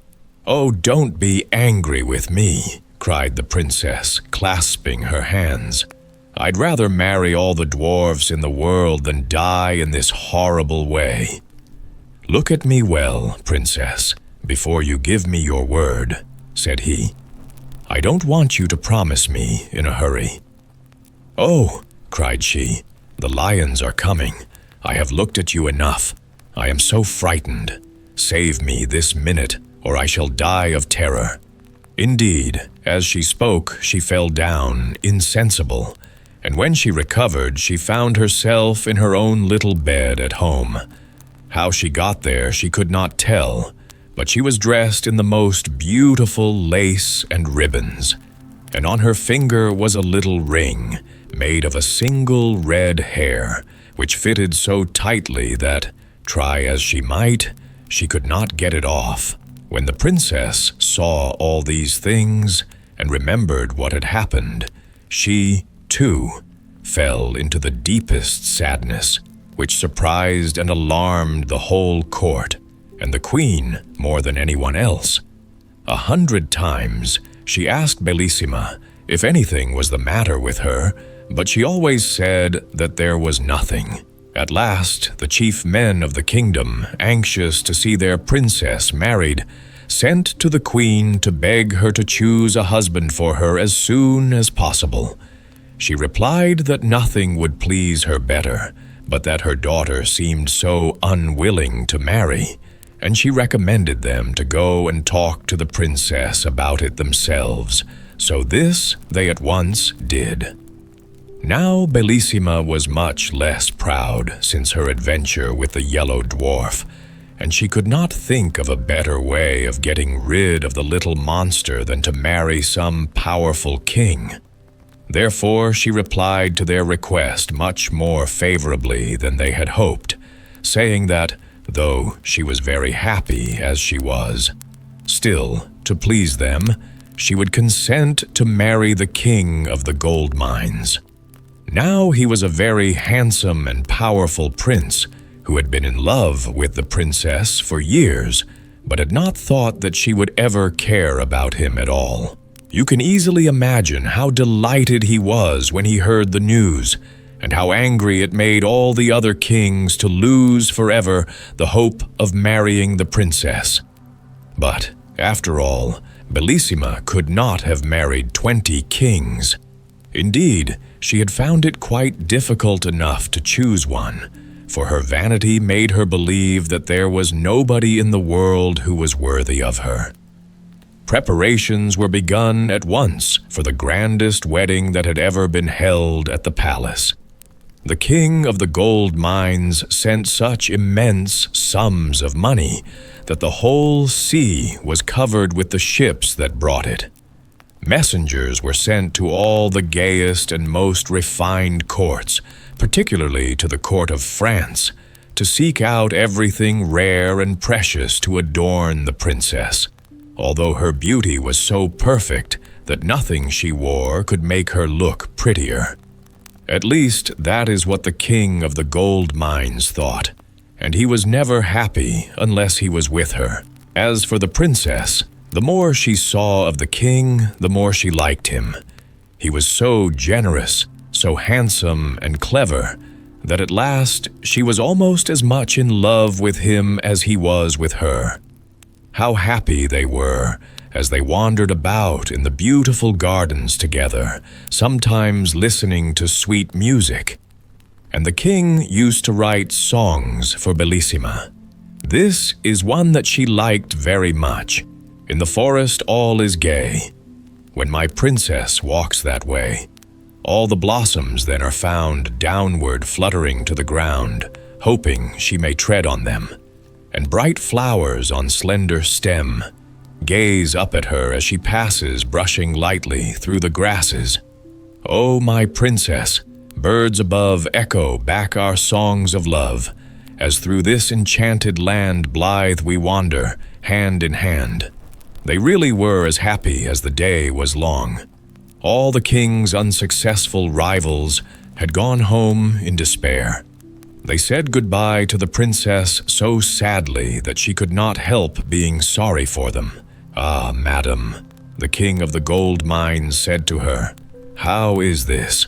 Why do you waste your pity on these princes who love you so much that all their trouble would be well repaid by a single smile from you?" "I should be sorry," answered Bellissima, "if you had not noticed how much I pitied these princes who were leaving me forever. But for you, sire, it is very different. You have every reason to be pleased with me, but they are going sorrowfully away, so you must not grudge them my compassion." The king of the gold mines was quite overcome by the princess's good-natured way of taking his interference, and, throwing himself at her feet, he kissed her hand 1,000 times and begged her to forgive him. At last, the happy day came. Everything was ready for Bellissima's wedding. The trumpets sounded, all the streets of the town were hung with flags and strewn with flowers, and the people ran in crowds to the great square before the palace. The queen was so overjoyed that she had hardly been able to sleep at all, and she got up before it was light to give the necessary orders and to choose the jewels that the princess was to wear. These were nothing less than diamonds, even to her shoes, which were covered with them, and her dress of silver brocade was embroidered with a dozen of the sun's rays. You may imagine how much these had cost, but then nothing could have been more brilliant, except the beauty of the princess. Upon her head she wore a splendid crown, her lovely hair waved nearly to her feet, and her stately figure could easily be distinguished among all the ladies who attended her. The king of the gold mines was not less noble and splendid. It was easy to see by his face how happy he was, and everyone who went near him returned loaded with presents. For all round the great banqueting hall had been arranged 1,000 barrels full of gold, and numberless bags made of velvet embroidered with pearls and filled with money, each one containing at least 100,000 gold pieces. which were given away to everyone who liked to hold out his hand, which numbers of people hastened to do, you may be sure. Indeed, some found this by far the most amusing part of the wedding festivities. The queen and the princess were just ready to set out with the king when they saw, advancing toward them from the end of the long gallery, two great basilisks, dragging after them a very badly made box. Behind them came a tall old woman, whose ugliness was even more surprising than her extreme old age. She wore a ruff of black taffeta, a red velvet hood, and a farthingale, all in rags, and she leaned heavily upon a crutch. This strange old woman, without saying a single word, hobbled 3 times round the gallery, followed by the basilisks. Then, stopping in the middle and brandishing her crutch threateningly, she cried, "Ho, ho, queen! Ho, ho, princess! Do you think you are going to break with impunity the promise that you made to my friend the Yellow Dwarf? I am the fairy of the desert. Without the Yellow Dwarf and his orange tree, my great lions would soon have eaten you up, I can tell you. And in fairyland we do not suffer ourselves to be insulted like this. Make up your minds at once what you will do, for I vow that you shall marry the Yellow Dwarf. If you don't, may I burn my crutch." "Ah, princess," said the queen, weeping, "what is this that I hear? What have you promised?" "Ah, my mother," replied Bellissima sadly, "what did you promise yourself?" The king of the gold mines, indignant at being kept from his happiness by this wicked old woman, went up to her and, threatening her with his sword, said, "Get away out of my country at once, and forever, miserable creature, lest I take your life, and so rid myself of your malice."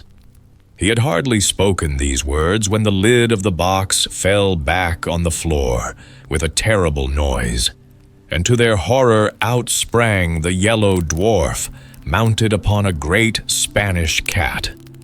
"Rash youth!" he cried, rushing between the fairy of the desert and the king. "Dare to lay a finger upon this illustrious fairy. Your quarrel is with me only. I am your enemy and your rival. That faithless princess who would have married you is promised to me. See if she has not upon her finger a ring made of one of my hairs. Just try to take it off, and you will soon find out that I am more powerful than you are." "Wretched little monster," said the king. "Do you dare to call yourself the princess's lover and to lay claim to such a treasure? Do you know that you are a dwarf, that you are so ugly that one cannot bear to look at you, and that I should have killed you myself long before this if you had been worthy of such a glorious death?" The Yellow Dwarf, deeply enraged at these words, set spurs to his cat, which yelled horribly and leaped hither and thither, terrifying everybody except the brave king, who pursued the dwarf closely, till he, drawing a great knife with which he was armed, challenged the king to meet him in single combat, and rushed down into the courtyard of the palace with a terrible clatter. The king, quite provoked, followed him hastily, but they had hardly taken their places facing one another, and the whole court had only just had time to rush out upon the balconies to watch what was going on, when suddenly the sun became as red as blood, and it was so dark that they could scarcely see at all. The thunder crashed, and the lightning seemed as if it must burn up everything. The two basilisks appeared, one on each side of the bad dwarf, like giants, mountains high, and fire flew from their mouths and ears until they looked like flaming furnaces. None of these things could terrify the noble young king, and the boldness of his looks and actions reassured those who were looking on, and perhaps even embarrassed the Yellow Dwarf himself.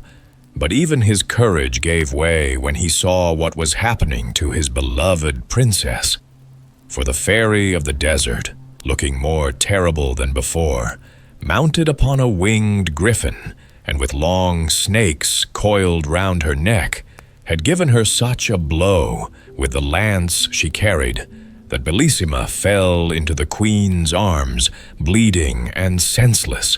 Her fond mother, feeling as much hurt by the blow as the princess herself, uttered such piercing cries and lamentations that the king, hearing them, entirely lost his courage and presence of mind. Giving up the combat, he flew toward the princess to rescue or to die with her. But the Yellow Dwarf was too quick for him. Leaping with his Spanish cat upon the balcony, he snatched Bellissima from the queen's arms, and before any of the ladies of the court could stop him, he had sprung upon the roof of the palace and disappeared with his prize. The king, motionless with horror, looked on despairingly at this dreadful occurrence, which he was quite powerless to prevent. And to make matters worse, his sight failed him. Everything became dark, and he felt himself carried along through the air by a strong hand. This new misfortune was the work of the wicked fairy of the desert, who had come with the Yellow Dwarf to help him carry off the princess, and had fallen in love with the handsome young king of the gold mines directly she saw him. She thought that if she carried him off to some frightful cavern and chained him to a rock, then the fear of death would make him forget Bellissima and become her slave. So, as soon as they reached the place, she gave him back his sight, but without releasing him from his chains. And by her magic power she appeared before him as a young and beautiful fairy, and pretended to have come there quite by chance. "What do I see?" she cried. "Is it you, dear prince?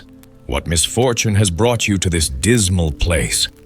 The king, who was quite deceived by her altered appearance, replied, "Alas, beautiful fairy, the fairy who brought me here first took away my sight, but by her voice I recognized her as the fairy of the desert, though what she should have carried me off, for I cannot tell you."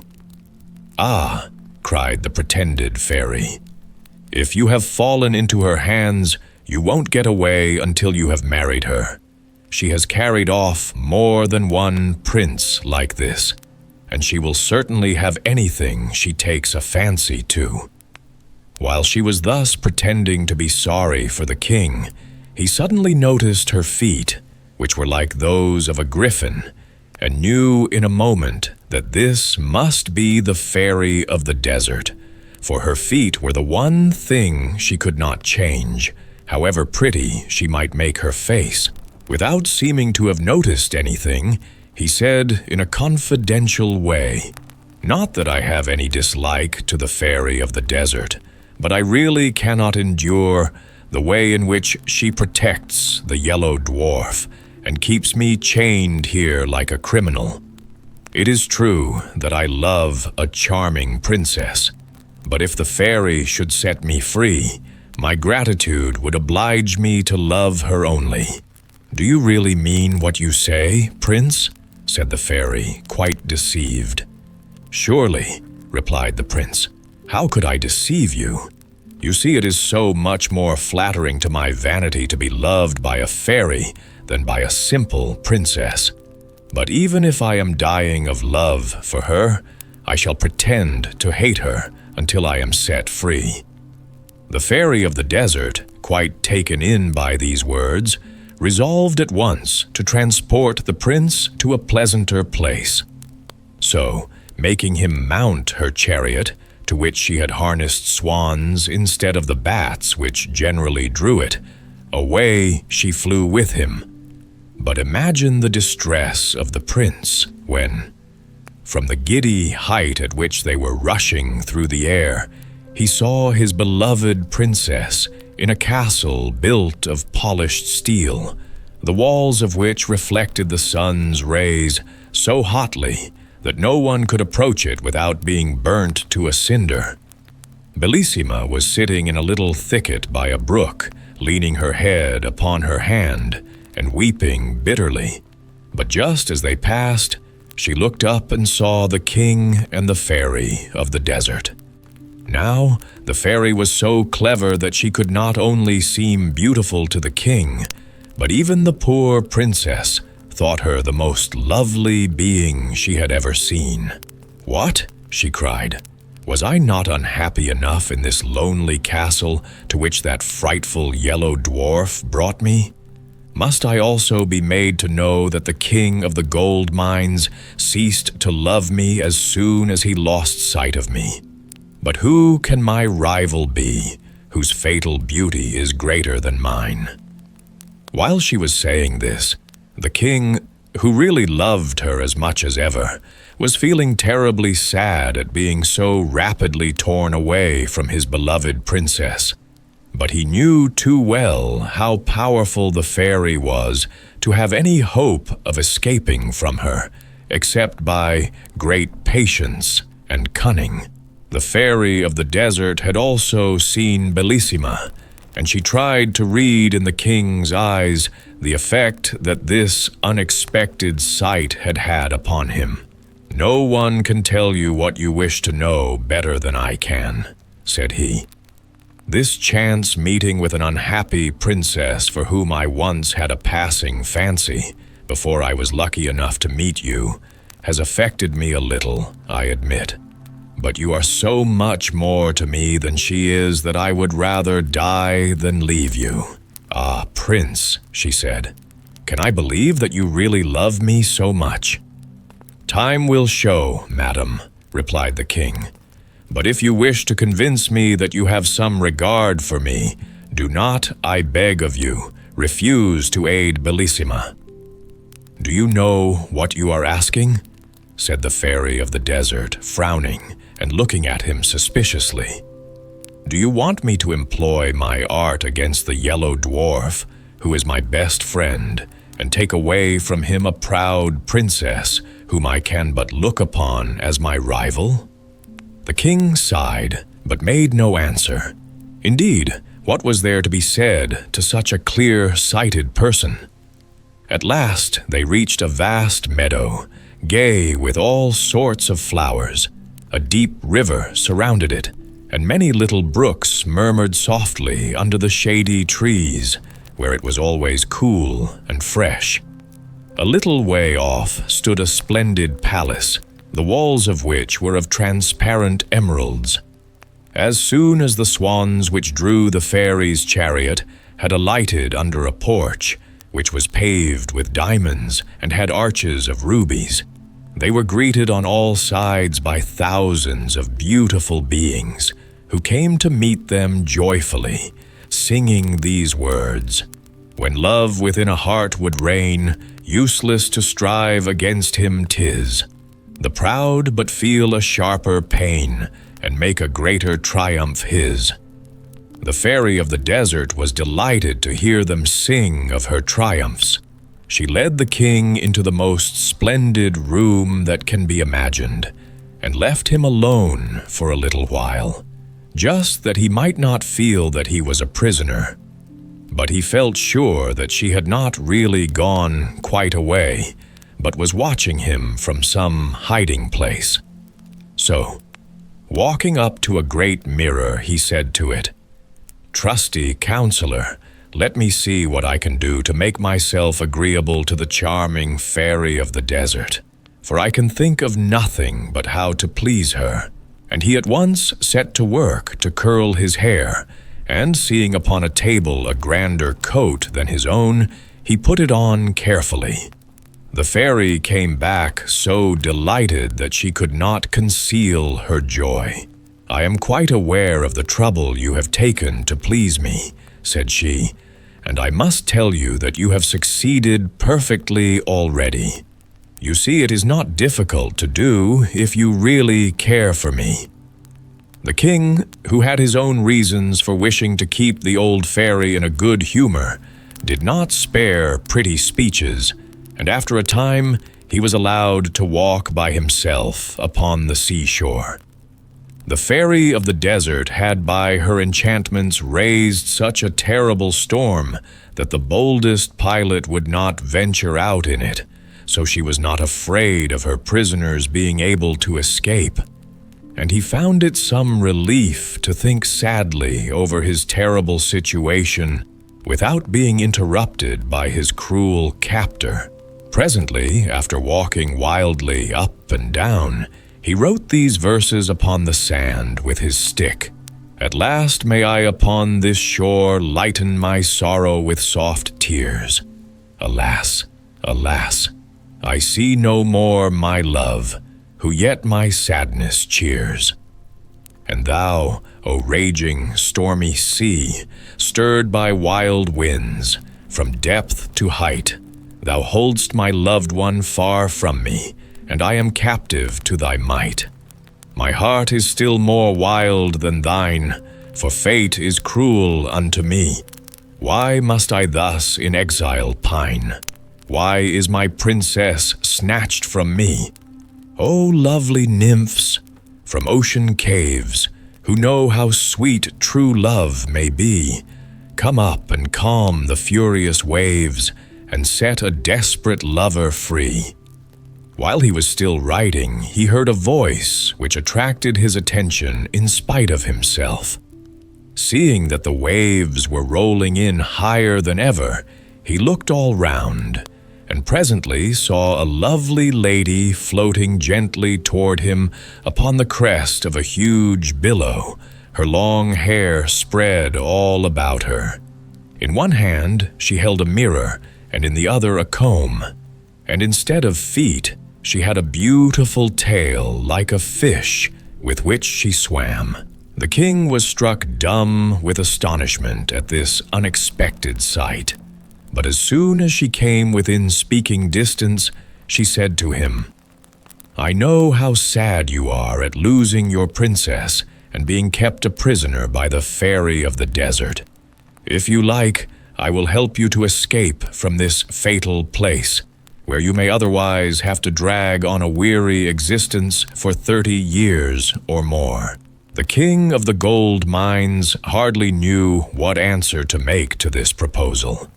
Not because he did not wish very much to escape, but he was afraid that this might be only another device by which the fairy of the desert was trying to deceive him.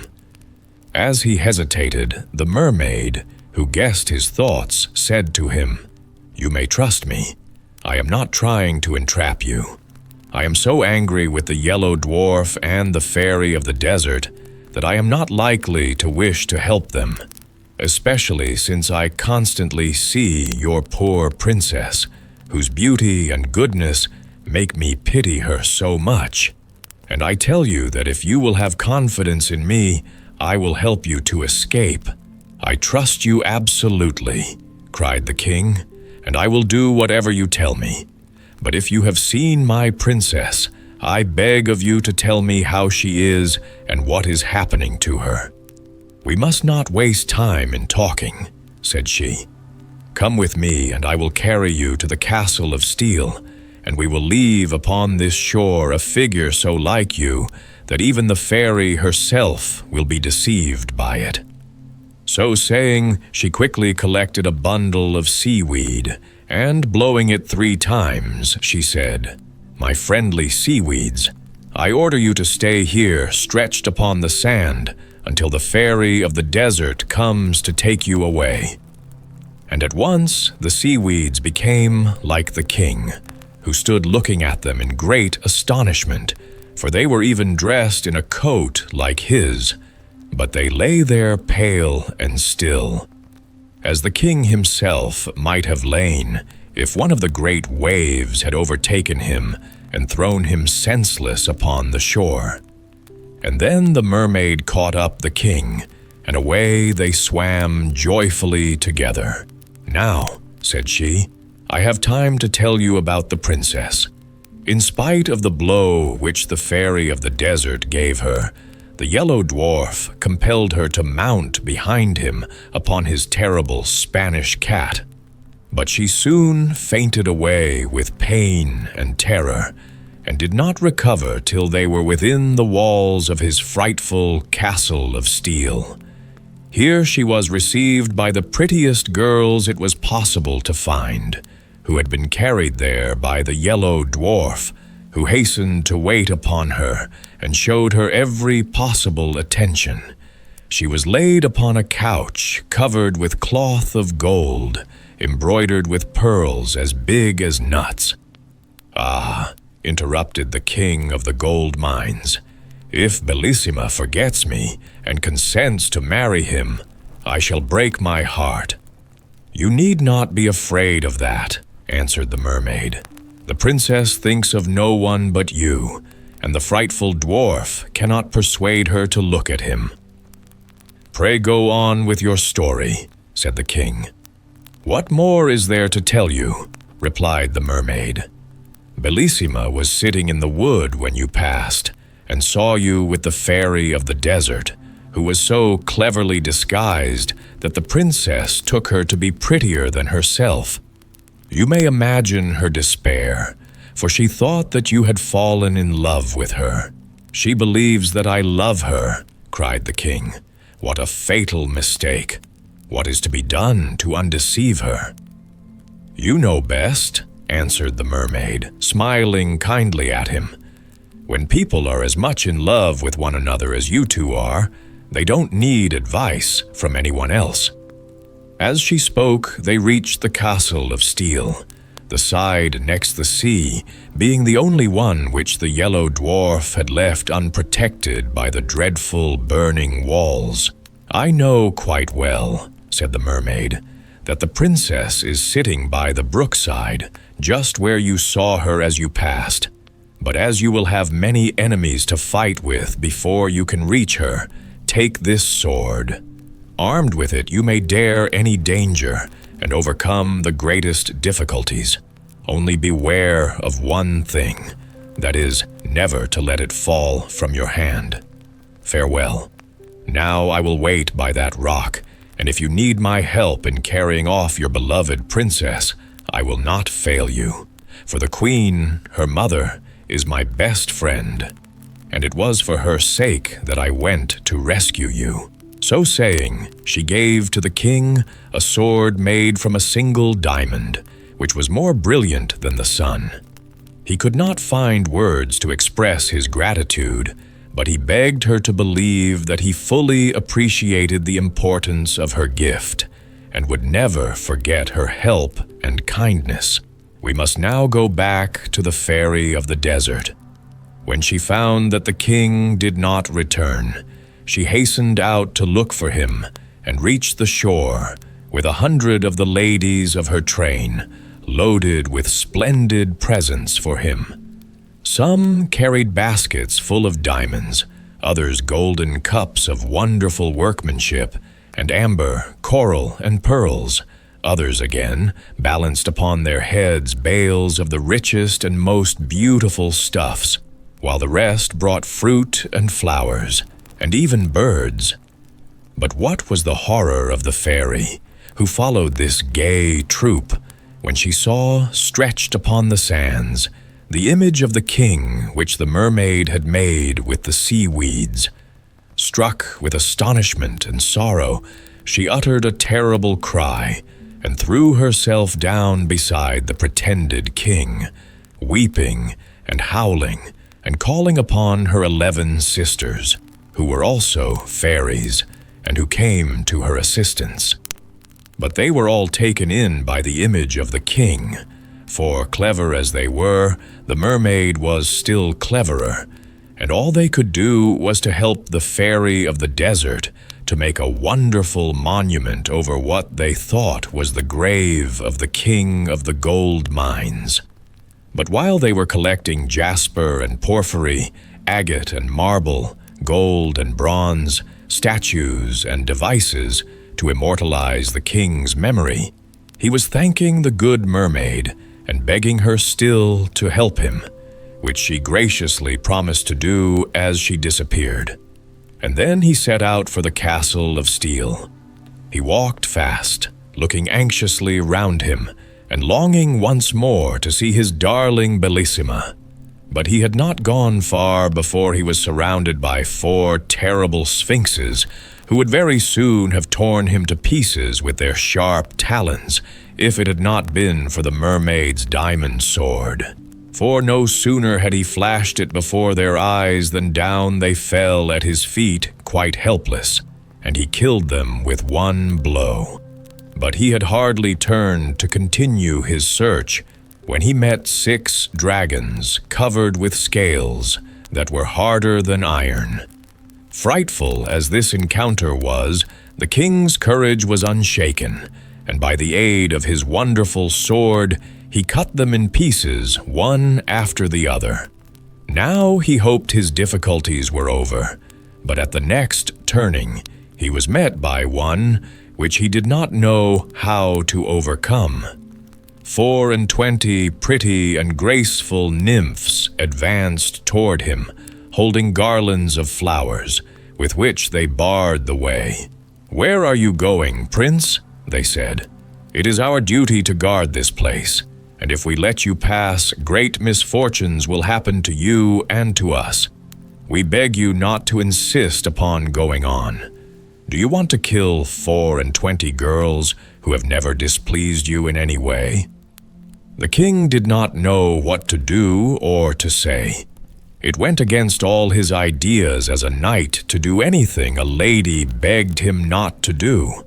But as he hesitated, a voice in his ear said, "Strike, strike, and do not spare, or your princess is lost forever." So, without reply to the nymphs, he rushed forward instantly, breaking their garlands and scattering them in all directions, and then went on without further hindrance to the little wood where he had seen Bellissima. She was seated by the brook, looking pale and weary when he reached her, and he would have thrown himself down at her feet, but she drew herself away from him with as much indignation as if he had been the Yellow Dwarf. "Ah, Princess," he cried, "do not be angry with me. Let me explain everything. I am not faithless or to blame for what has happened. I am a miserable wretch who has displeased you without being able to help himself." "Ah," cried Bellissima, "did I not see you flying through the air with the loveliest being imaginable? Was that against your will?" "Indeed it was, Princess," he answered. "The wicked fairy of the desert, not content with chaining me to a rock, carried me off in her chariot to the other end of the earth, where I should even now be a captive, but for the unexpected help of a friendly mermaid, who brought me here to rescue you, my princess, from the unworthy hands that hold you. Do not refuse the aid of your most faithful lover." So saying, he threw himself at her feet and held her by her robe. But, alas, in so doing he let fall the magic sword, and the Yellow Dwarf, who was crouching behind a lettuce, no sooner saw it than he sprang out and seized it, well knowing its wonderful power. The princess gave a cry of terror on seeing the dwarf, but this only irritated the little monster. Muttering a few magical words, he summoned 2 giants, who bound the king with great chains of iron. "Now," said the dwarf, "I am master of my rival's fate, but I will give him his life and permission to depart unharmed if you, princess, will consent to marry me." "Alas," cried the princess, "must you die? Could anything be more terrible?" "That you should marry that little wretch would be far more terrible," answered the king. "At least," continued she, "let us die together." "Let me have the satisfaction of dying for you, my princess," said he. "Oh, no, no," she cried, turning to the dwarf. "Rather than that I will do as you wish." "Cruel princess," said the king, Would you make my life horrible to me by marrying another before my eyes?" "Not so," replied the Yellow Dwarf. "You are a rival of whom I am too much afraid. You shall not see our marriage." So saying, in spite of Bellissima's tears and cries, he stabbed the king to the heart with the diamond sword. The poor princess, seeing her lover lying dead at her feet, could no longer live without him. She sank down by him and died of a broken heart. So ended these unfortunate lovers, whom not even the mermaid could help, because all the magic power had been lost with the diamond sword. As to the wicked dwarf, he preferred to see the princess dead rather than married to the king of the gold mines. And the fairy of the desert, when she heard of the king's adventures, pulled down the grand monument which she had built, and was so angry at the trick that had been played her that she hated him as much as she had loved him before. The kind mermaid, grieved at the sad fate of the lovers, caused them to be changed into 2 tall palm trees, which stand always side by side, whispering together of their faithful love and caressing one another with their interlacing branches.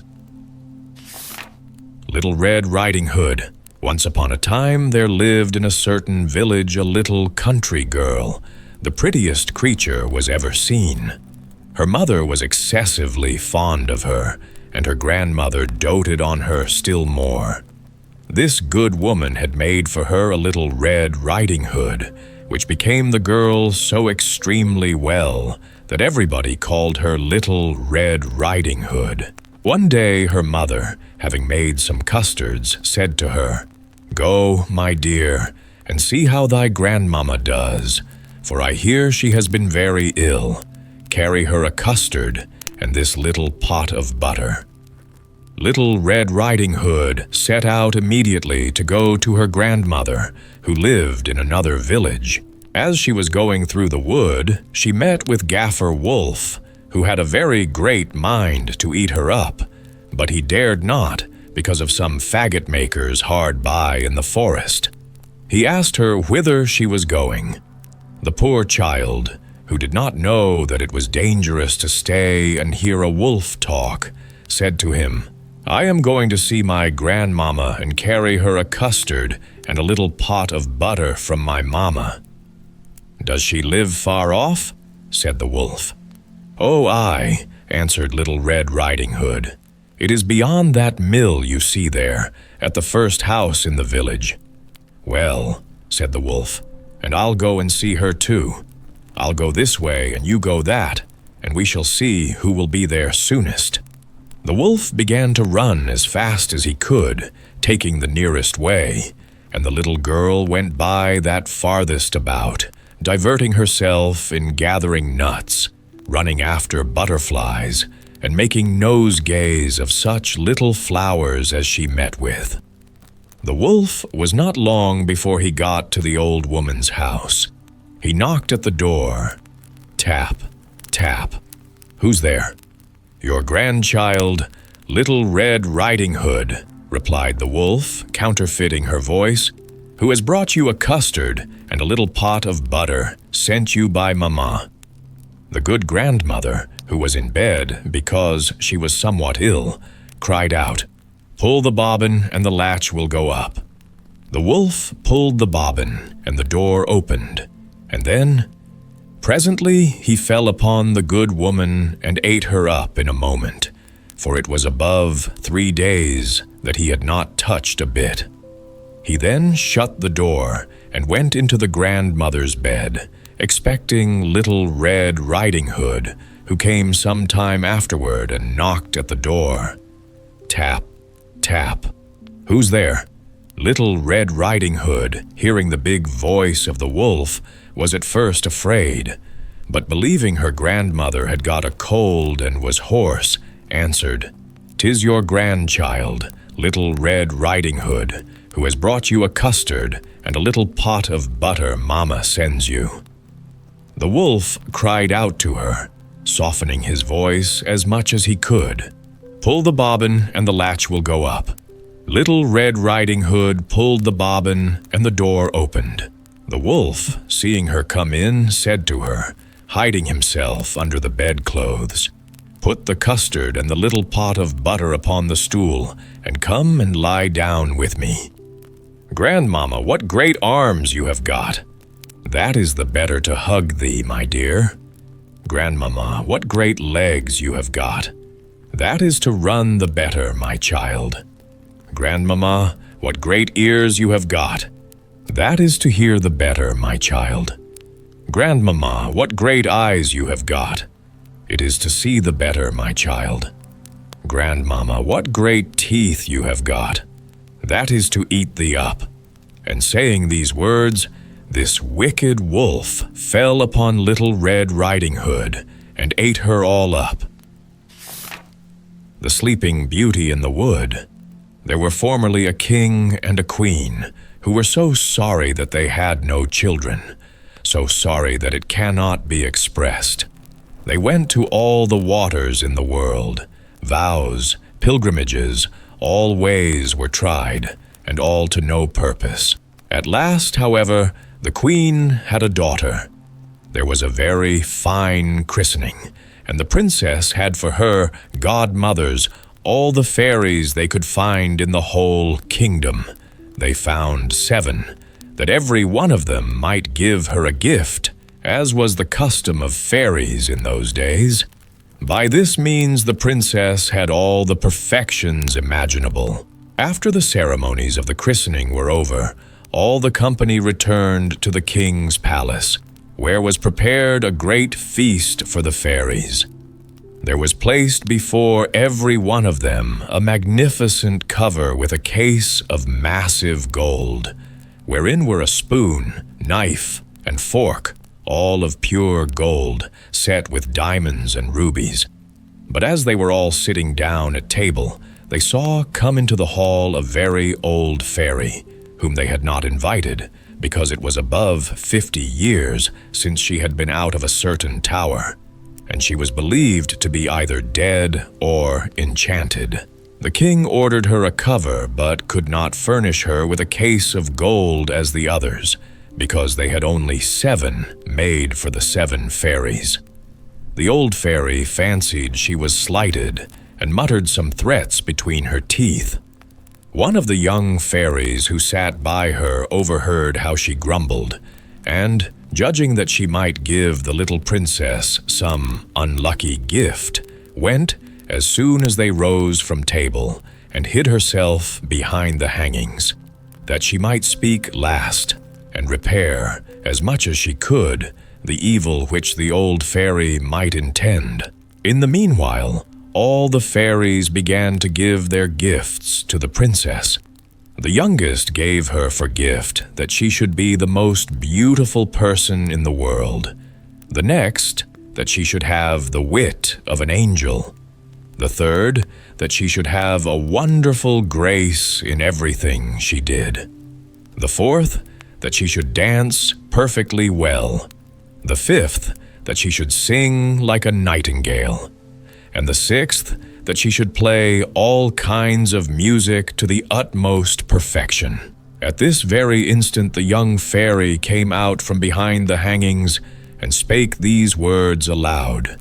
"Assure yourselves, O king and queen, that your daughter shall not die of this disaster.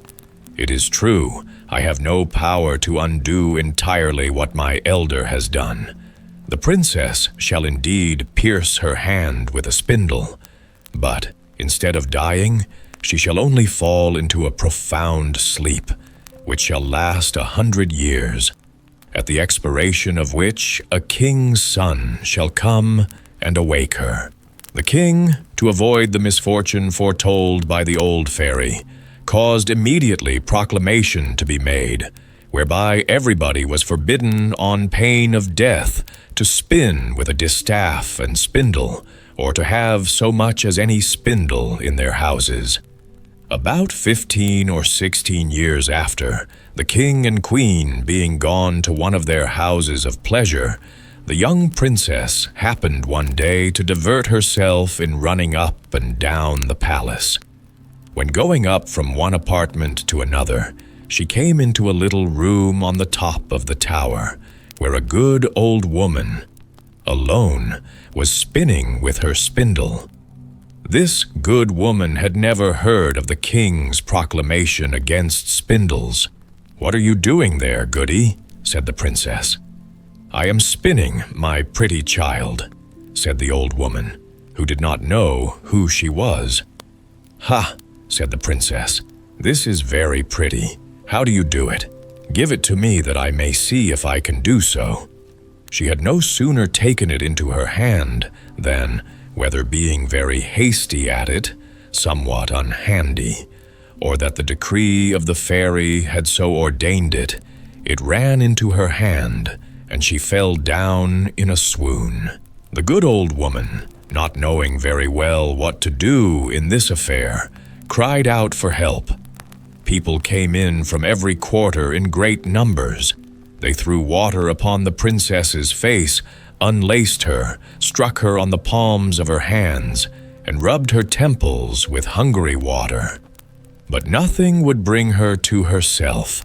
And now the king, who came up at the noise, bethought himself of the prediction of the fairies, and, judging very well that this must necessarily come to pass, since the fairies had said it, caused the princess to be carried into the finest apartment in his palace, and to be laid upon a bed all embroidered with gold and silver.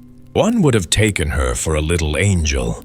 She was so very beautiful, for her swooning away had not diminished one bit of her complexion. Her cheeks were carnation, and her lips were coral. Indeed, her eyes were shut, but she was heard to breathe softly, which satisfied those about her that she was not dead. The king commanded that they should not disturb her, but let her sleep quietly till her hour of awaking was come. The good fairy who had saved her life by condemning her to sleep 100 years was in the kingdom of Matakin, 12,000 leagues off, when this accident befell the princess. But she was instantly informed of it by a little dwarf who had boots of 7 leagues, that is, boots with which he could tread over 7 leagues of ground in one stride.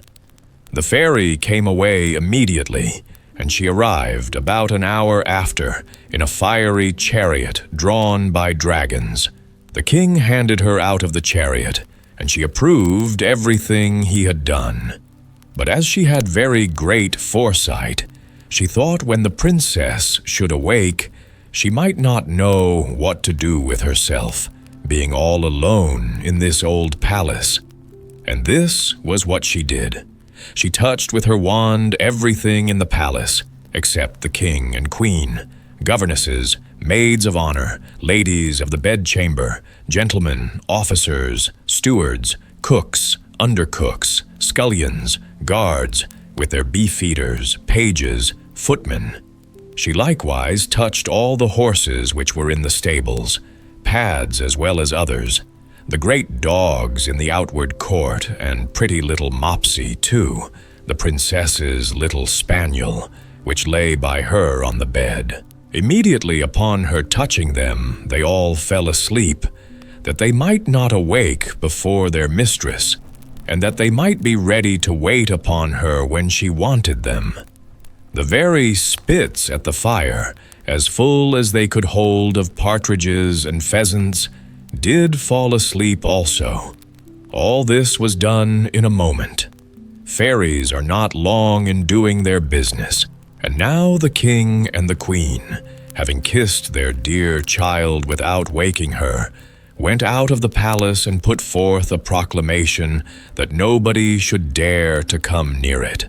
This, however, was not necessary, for in a quarter of an hour's time there grew up all round about the park such a vast number of trees, great and small, bushes and brambles, twining one within another, that neither man nor beast could pass through, so that nothing could be seen but the very top of the towers of the palace, and that, too, not unless it was a good way off. Nobody doubted but the fairy gave herein a very extraordinary sample of her art, that the princess, while she continued sleeping, might have nothing to fear from any curious people. When 100 years were gone, and past the son of the king then reigning, and who was of another family from that of the sleeping princess, being gone a-hunting on that side of the country, asked what those towers were which he saw in the middle of a great thick wood. Everyone answered according as they had heard. Some said that it was a ruinous old castle, haunted by spirits. Others, that all the sorcerers and witches of the country kept there their Sabbath or night's meeting. The common opinion was that an ogre lived there, and that he carried thither all the little children he could catch, that he might eat them up at his leisure, without anybody being able to follow him, as having himself only the power to pass through the wood. The prince was at a stand, not knowing what to believe, when a very good countryman spake to him thus: "May it please your royal highness, it is now about 50 years since I heard from my father, who heard my grandfather say, that there was then in this castle a princess, the most beautiful was ever seen, that she must sleep there 100 years, and should be waked by a king's son, for whom she was reserved." The young prince was all on fire at these words, believing without weighing the matter that he could put an end to this rare adventure, and, pushed on by love and honor, resolved that moment to look into it. Scarce had he advanced toward the wood when all the great trees, the bushes, and brambles gave way of themselves to let him pass through. He walked up to the castle which he saw at the end of a large avenue which he went into, and what a little surprised him was that he saw none of his people could follow him, because the trees closed again as soon as he had passed through them. However, he did not cease from continuing his way. A young and amorous prince is always valiant. He came into a spacious outward court, where everything he saw might have frozen the most fearless person with horror. There reigned all over a most frightful silence. The image of death everywhere showed itself, and there was nothing to be seen but stretched out bodies of men and animals, all seeming to be dead. He, however, very well knew, by the ruby faces and pimpled noses of the beef-eaters, that they were only asleep, and their goblets, wherein still remained some drops of wine, showed plainly that they fell asleep in their cups. He then crossed a court paved with marble, went up the stairs, and came into the guard chamber, where guards were standing in their ranks, with their muskets upon their shoulders, and snoring as loud as they could.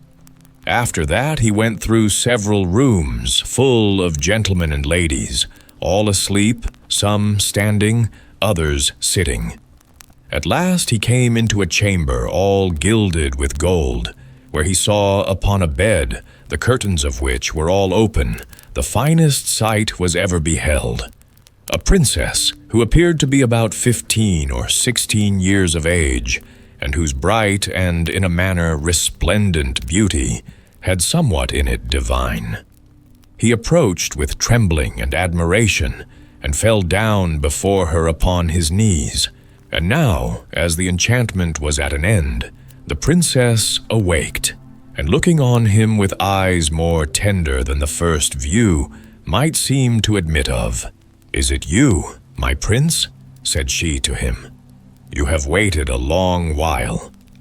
The prince, charmed with these words, and much more with the manner in which they were spoken, knew not how to show his joy and gratitude.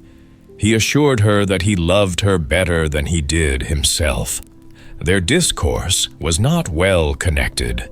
They did weep more than talk, little eloquence, a great deal of love. He was more at a loss than she, and we need not wonder at it. She had time to think on what to say to him, for it is very probable, though history mentions nothing of it, that the good fairy, during so long a sleep, had given her very agreeable dreams. In short, they talked 4 hours together, and yet they said not half what they had to say. In the meanwhile, all the palace awaked. Everyone thought upon their particular business, and as all of them were not in love, they were ready to die for hunger. The chief lady of honor, being as sharp-set as other folks, grew very impatient and told the princess aloud that supper was served up. The prince helped the princess to rise. She was entirely dressed and very magnificently. But His Royal Highness took care not to tell her that she was dressed like his great-grandmother and had a point band peeping over a high collar. She looked not a bit less charming and beautiful for all that. They went into the great hall of looking-glasses, where they supped and were served by the princess's officers. The violins and hautboys played old tunes, but very excellent, though it was now above 100 years since they had played. And after supper, without losing any time, the Lord Almoner married them in the chapel of the castle, and the chief lady of honor drew the curtains. They had but very little sleep. The princess had no occasion, and the prince left her next morning to return to the city, where his father must needs have been in pain for him.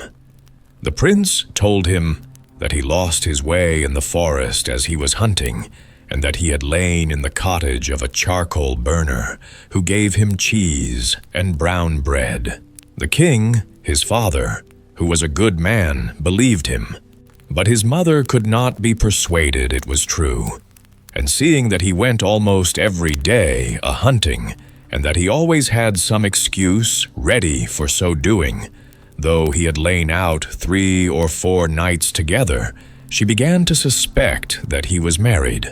For he lived with the princess above 2 whole years, and had by her 2 children, the eldest of which, who was a daughter, was named Morning, and the youngest, who was a son, they called Day, because he was a great deal handsomer and more beautiful than his sister.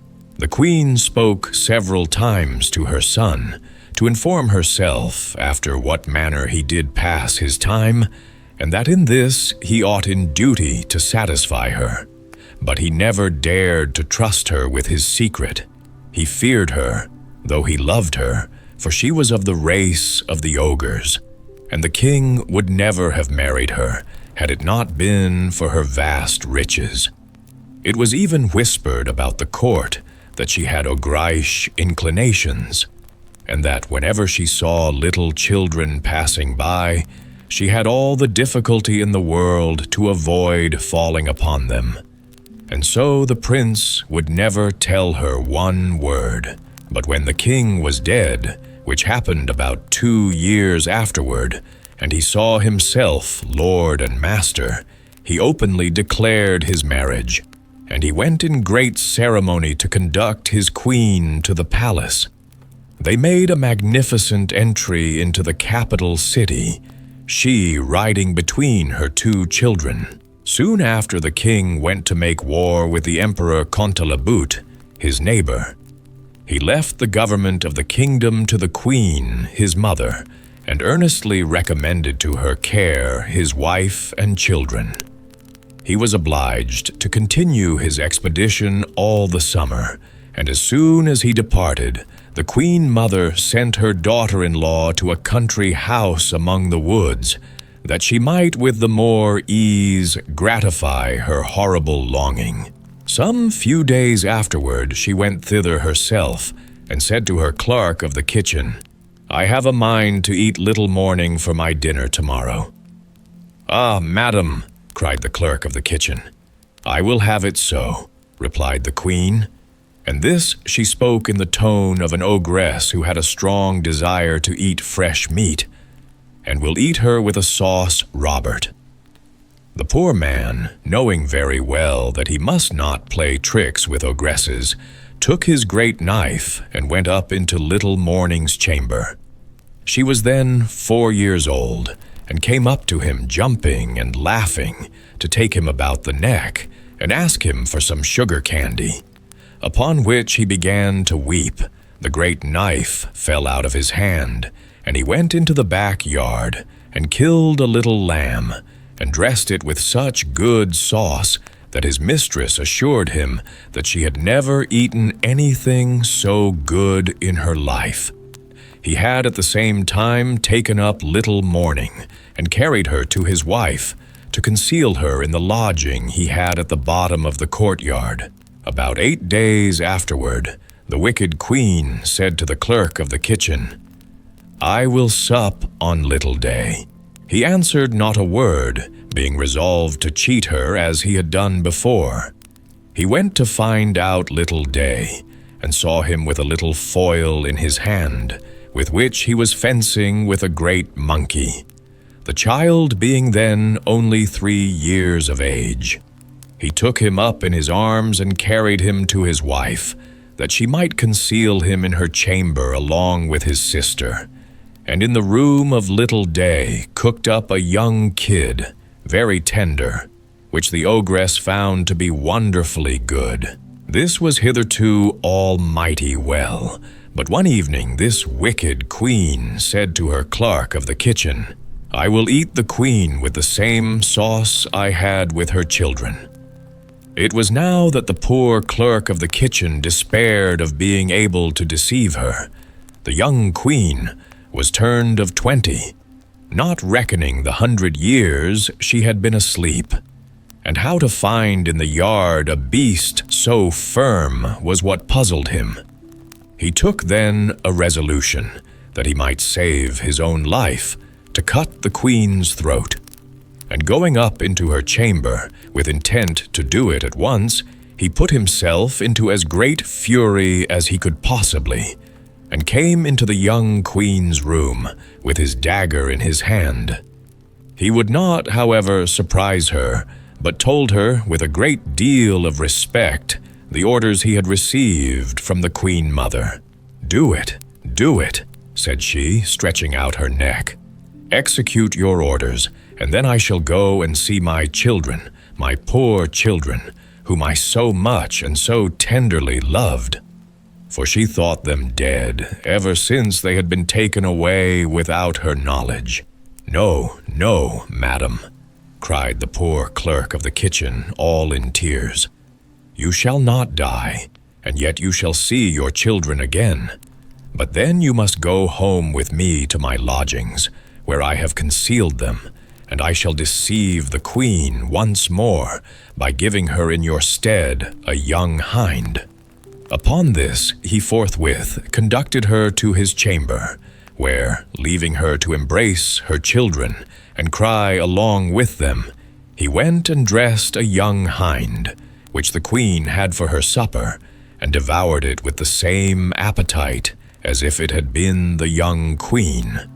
Exceedingly was she delighted with her cruelty, and she had invented a story to tell the king at his return how the mad wolves had eaten up the queen, his wife, and her 2 children. One evening, as she was, according to her custom, rambling round about the courts and yards of the palace to see if she could smell any fresh meat, she heard in a ground room little Day crying, for his mamma was going to whip him because he had been naughty. And she heard at the same time little Morning begging pardon for her brother.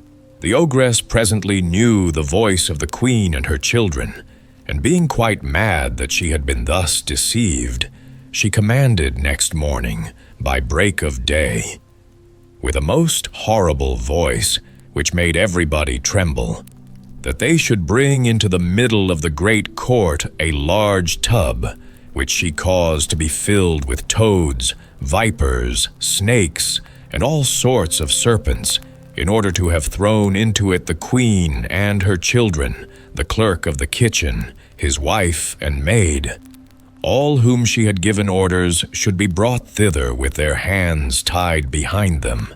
They were brought out accordingly, and the executioners were just going to throw them into the tub, when the king, who was not so soon expected, entered the court on horseback, for he came post, and asked with the utmost astonishment what was the meaning of that horrible spectacle. No one dared to tell him, when the ogress, all enraged to see what had happened, threw herself head foremost into the tub, and was instantly devoured by the ugly creatures she had ordered to be thrown into it for others. The king could not but be very sorry, for she was his mother, but he soon comforted himself with his beautiful wife and his pretty children. Cinderella, or the Little Glass Slipper. Once there was a gentleman who married for his second wife the proudest and most haughty woman that was ever seen. She had, by a former husband, 2 daughters of her own humor, who were indeed exactly like her in all things. He had likewise, by another wife, a young daughter, but of unparalleled goodness and sweetness of temper, which she took from her mother, who was the best creature in the world. No sooner were the ceremonies of the wedding over, but the mother-in-law began to show herself in her true colors. She could not bear the good qualities of this pretty girl, and the less because they made her own daughters appear the more odious. She employed her in the meanest work of the house. She scoured the dishes, tables, etc., and scrubbed Madam's chamber, and those of Mrs. Her daughters. She lay up in a sorry garret upon a wretched straw bed, while her sisters lay in fine rooms, with floors all inlaid, upon beds of the very newest fashion, and where they had looking-glasses so large that they might see themselves at their full length from head to foot. The poor girl bore all patiently, and dared not tell her father, who would have rattled her off, for his wife governed him entirely. When she had done her work, she used to go into the chimney corner and sit down among cinders and ashes, which made her commonly be called Cinder Wench. But the youngest, who was not so rude and uncivil as the eldest, called her Cinderella. However, Cinderella, notwithstanding her mean apparel, was 100 times handsomer than her sisters, though they were always dressed very richly. It happened that the king's son gave a ball, and invited all persons of fashion to it. Our young misses were also invited, for they cut a very grand figure among the quality. They were mightily delighted at this invitation, and wonderfully busy in choosing out such gowns, petticoats, and head-clothes as might become them. This was a new trouble to Cinderella, for it was she who ironed her sisters' linen and plaited their ruffles. They talked all day long of nothing but how they should be dressed. "For my part," said the eldest, "I will wear my red velvet suit with French trimming." "And I," said the youngest, "shall have my usual petticoat. But then, to make amends for that, I will put on my gold-flowered manteau and my diamond stomacher, which is far from being the most ordinary one in the world." They sent for the best tire-woman they could get to make up their head-dresses and adjust their double pinners, and they had their red brushes and patches from Mademoiselle de la Poche. Cinderella was likewise called up to them to be consulted in all these matters, for she had excellent notions, and advised them always for the best, nay, and offered her services to dress their heads, which they were very willing she should do. As she was doing this, they said to her, "Cinderella, would you not be glad to go to the ball?" "Alas," said she, "you only jeer me. "It is not for such as I am to go thither." "Thou art in the right of it," replied they. "It would make the people laugh to see a cinder wench at a ball. Anyone but Cinderella would have dressed their heads awry, but she was very good and dressed them perfectly well. They were almost 2 days without eating, so much were they transported with joy. They broke above 12 laces in trying to be laced up close, that they might have a fine, slender shape, and they were continually at their looking-glass. At last the happy day came. They went to court, and Cinderella followed them with her eyes as long as she could, and when she had lost sight of them, she fell a-crying. Her godmother, who saw her all in tears, asked her what was the matter. "I wish I could. I wish I could." She was not able to speak the rest, being interrupted by her tears and sobbing. This godmother of hers, who was a fairy, said to her, "Thou wishest thou couldst go to the ball. Is it not so?" "Yes," cried Cinderella with a great sigh. "Well," said her godmother, "be but a good girl, and I will contrive that thou shalt go." Then she took her into her chamber and said to her, "Run into the garden and bring me a pumpkin." Cinderella went immediately to gather the finest she could get, and brought it to her godmother, not being able to imagine how this pumpkin could make her go to the ball. Her godmother scooped out all the inside of it, having left nothing but the rind. Which done, she struck it with her wand, and the pumpkin was instantly turned into a fine coach, gilded all over with gold. She then went to look into her mouse-trap, where she found 6 mice, all alive, and ordered Cinderella to lift up a little the trap-door, when, giving each mouse, as it went out, a little tap with her wand, the mouse was that moment turned into a fine horse, which altogether made a very fine set of 6 horses of a beautiful mouse-colored dapple gray. Being at a loss for a coachman, "I will go and see," says Cinderella. "If there is never a rat in the rat-trap, we may make a coachman of him." "Thou art in the right," replied her godmother. "Go and look." Cinderella brought the trap to her, and in it there were 3 huge rats. The fairy made choice of one of the 3 which had the largest beard, and having touched him with her wand, he was turned into a fat, jolly coachman, who had the smartest whiskers eyes ever beheld. After that, she said to her, "Go again into the garden, and you will find 6 lizards behind the watering pot. Bring them to me." She had no sooner done so, but her godmother turned them into 6 footmen, who skipped up immediately behind the coach, with their liveries all bedaubed with gold and silver, and clung as close behind each other as if they had done nothing else their whole lives. The fairy then said to Cinderella, "Well, you see here an equipage fit to go to the ball with. Are you not pleased with it?" "Oh, yes," cried she, "but must I go thither as I am in these nasty rags?"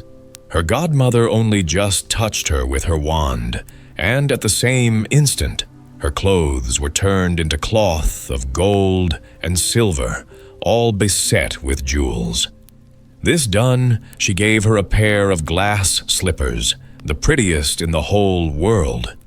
Being thus decked out, she got up into her coach, but her godmother, above all things, commanded her not to stay till after midnight, telling her at the same time that if she stayed one moment longer, the coach would be a pumpkin again, her horses mice, her coachman a rat, her footmen lizards, and her clothes become just as they were before. She promised her godmother she would not fail of leaving the ball before midnight, and then away she drives, scarce able to contain herself for joy. The king's son, who was told that a great princess, whom nobody knew, was come, ran out to receive her. He gave her his hand as she alighted out of the coach and led her into the ball, among all the company. There was immediately a profound silence. They left off dancing, and the violins ceased to play. So attentive was everyone to contemplate the singular beauties of the unknown newcomer. Nothing was then heard but a confused noise of, "Ha, how handsome she is! Ha, how handsome she is!" The king himself, old as he was, could not help watching her and telling the queen softly that it was a long time since he had seen so beautiful and lovely a creature. All the ladies were busied in considering her clothes and headdress, that they might have some made next day after the same pattern, provided they could meet with such fine material and as able hands to make them. The king's son conducted her to the most honorable seat, and afterward took her out to dance with him. She danced so very gracefully that they all more and more admired her. A fine collation was served up, whereof the young prince ate not a morsel, so intently was he busied in gazing on her. She went and sat down by her sisters, showing them 1,000 civilities, giving them part of the oranges and citrons which the prince had presented her with, which very much surprised them, for they did not know her. While Cinderella was thus amusing her sisters, she heard the clock strike 11 3/4, whereupon she immediately made a courtesy to the company and hasted away as fast as she could. When she got home, she ran to seek out her godmother, and, after having thanked her, she said she could not but heartily wish she might go next day to the ball, because the king's son had desired her. As she was eagerly telling her godmother whatever had passed at the ball, her 2 sisters knocked at the door, which Cinderella ran and opened. "How long you have stayed!" cried she, gaping, rubbing her eyes and stretching herself as if she had been just waked out of her sleep. She had not, however, any manner of inclination to sleep since they went from home. "If thou hadst been at the ball," said one of her sisters, "thou wouldst not have been tired with it. There came thither the finest princess, the most beautiful ever was seen with mortal eyes. She showed us 1,000 civilities and gave us oranges and citrons. Cinderella seemed very indifferent in the matter. Indeed, she asked them the name of that princess, but they told her they did not know it, and that the king's son was very uneasy on her account, and would give all the world to know who she was." At this, Cinderella, smiling, replied, "She must, then, be very beautiful indeed. How happy you have been! Could not I see her? Ah, dear Miss Charlotte, do lend me your yellow suit of clothes which you wear every day." "Ay, to be sure," cried Miss Charlotte. "Lend my clothes to such a dirty cinder-wench as thou art. I should be a fool." Cinderella indeed expected well such answer, and was very glad of the refusal, for she would have been sadly put to it if her sister had lent her what she asked for jestingly. The next day the 2 sisters were at the ball, and so was Cinderella, but dressed more magnificently than before. The king's son was always by her, and never ceased his compliments and kind speeches to her, to whom all this was so far from being tiresome that she quite forgot what her godmother had recommended to her, so that she, at last, counted the clock striking 12, when she took it to be no more than 11. She then rose up and fled, as nimble as a deer. The prince followed, but could not overtake her. She left behind one of her glass slippers, which the prince took up most carefully. She got home, but quite out of breath, and in her nasty old clothes, having nothing left her of all her finery but one of the little slippers. Fellow to that, she dropped. The guards at the palace gate were asked, if they had not seen a princess go out, who said they had seen nobody go out but a young girl, very meanly dressed, and who had more the air of a poor country wench than a gentlewoman.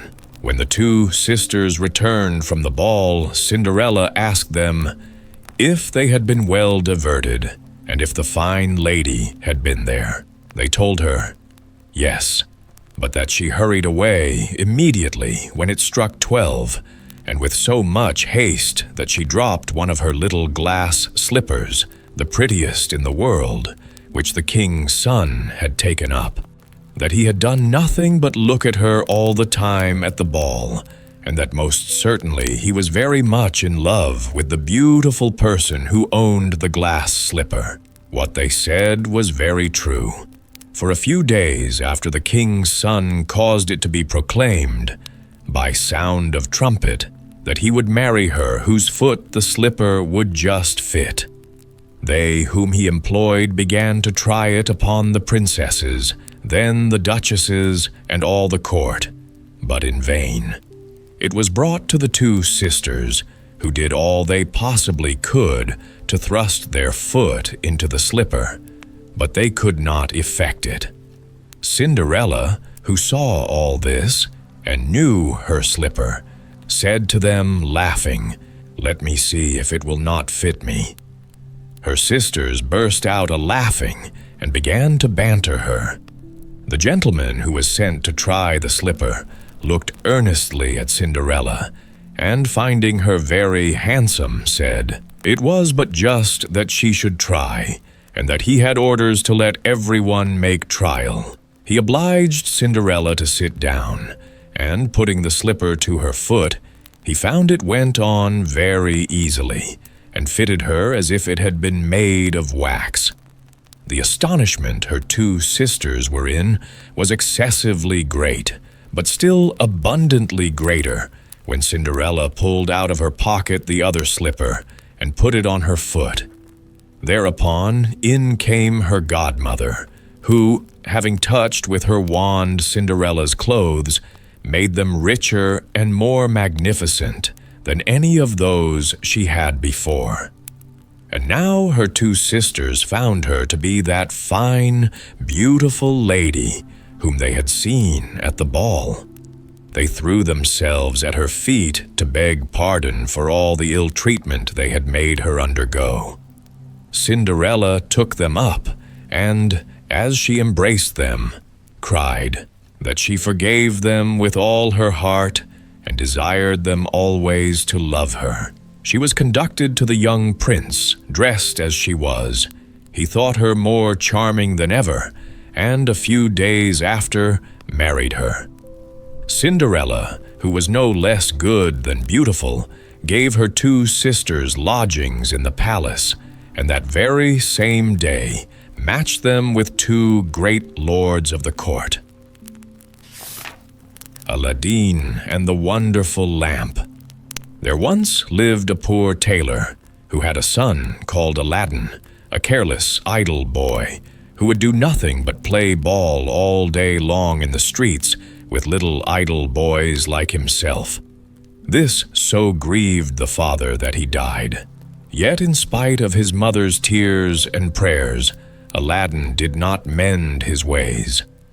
One day, when he was playing in the streets as usual, a stranger asked him his age, and if he was not the son of Mustafa the tailor. "I am, sir," replied Aladdin, "but he died a long while ago." On this, the stranger, who was a famous African magician, fell on his neck and kissed him, saying, "I am your uncle, and knew you from your likeness to my brother. Go to your mother, and tell her I am coming." Aladdin ran home and told his mother of his newly found uncle. "Indeed, child," she said, "your father had a brother, but I always thought he was dead." However, she prepared supper and bade Aladdin seek his uncle, who came laden with wine and fruit. He presently fell down and kissed the place where Mustafa used to sit, bidding Aladdin's mother not to be surprised at not having seen him before, as he had been 40 years out of the country.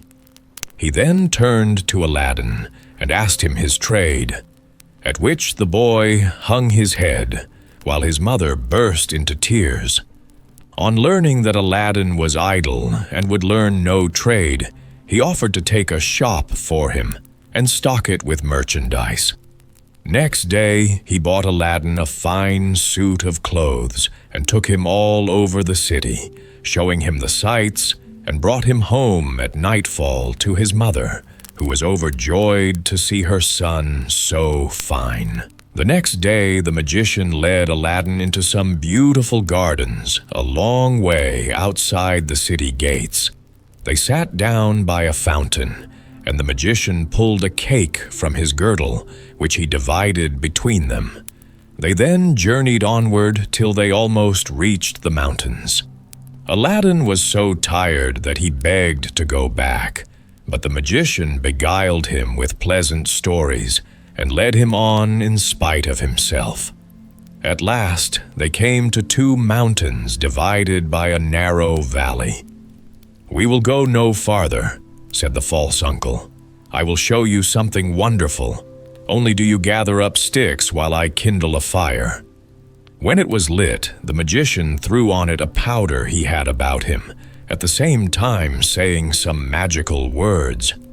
The earth trembled a little and opened in front of them, disclosing a square, flat stone with a brass ring in the middle to raise it by. Aladdin tried to run away, but the magician caught him and gave him a blow that knocked him down. "What have I done, uncle?" he said piteously. Whereupon the magician said more kindly, "Fear nothing, but obey me. Beneath this stone lies a treasure which is to be yours, and no one else may touch it, so you must do exactly as I tell you." At the word treasure, Aladdin forgot his fears and grasped the ring as he was told, saying the names of his father and grandfather. The stone came up quite easily, and some steps appeared. "Go down," said the magician. "At the foot of those steps you will find an open door leading into 3 large halls. Tuck up your gown and go through them without touching anything, or you will die instantly. These halls lead into a garden of fine fruit trees. Walk on until you come to a niche in a terrace where stands a lighted lamp. Pour out the oil it contains and bring it to me." He drew a ring from his finger and gave it to Aladdin, bidding him prosper. Aladdin found everything as the magician had said, gathered some fruit off the trees, and having got the lamp, arrived at the mouth of the cave. The magician cried out in a great hurry, "Make haste and give me the lamp." This Aladdin refused to do until he was out of the cave.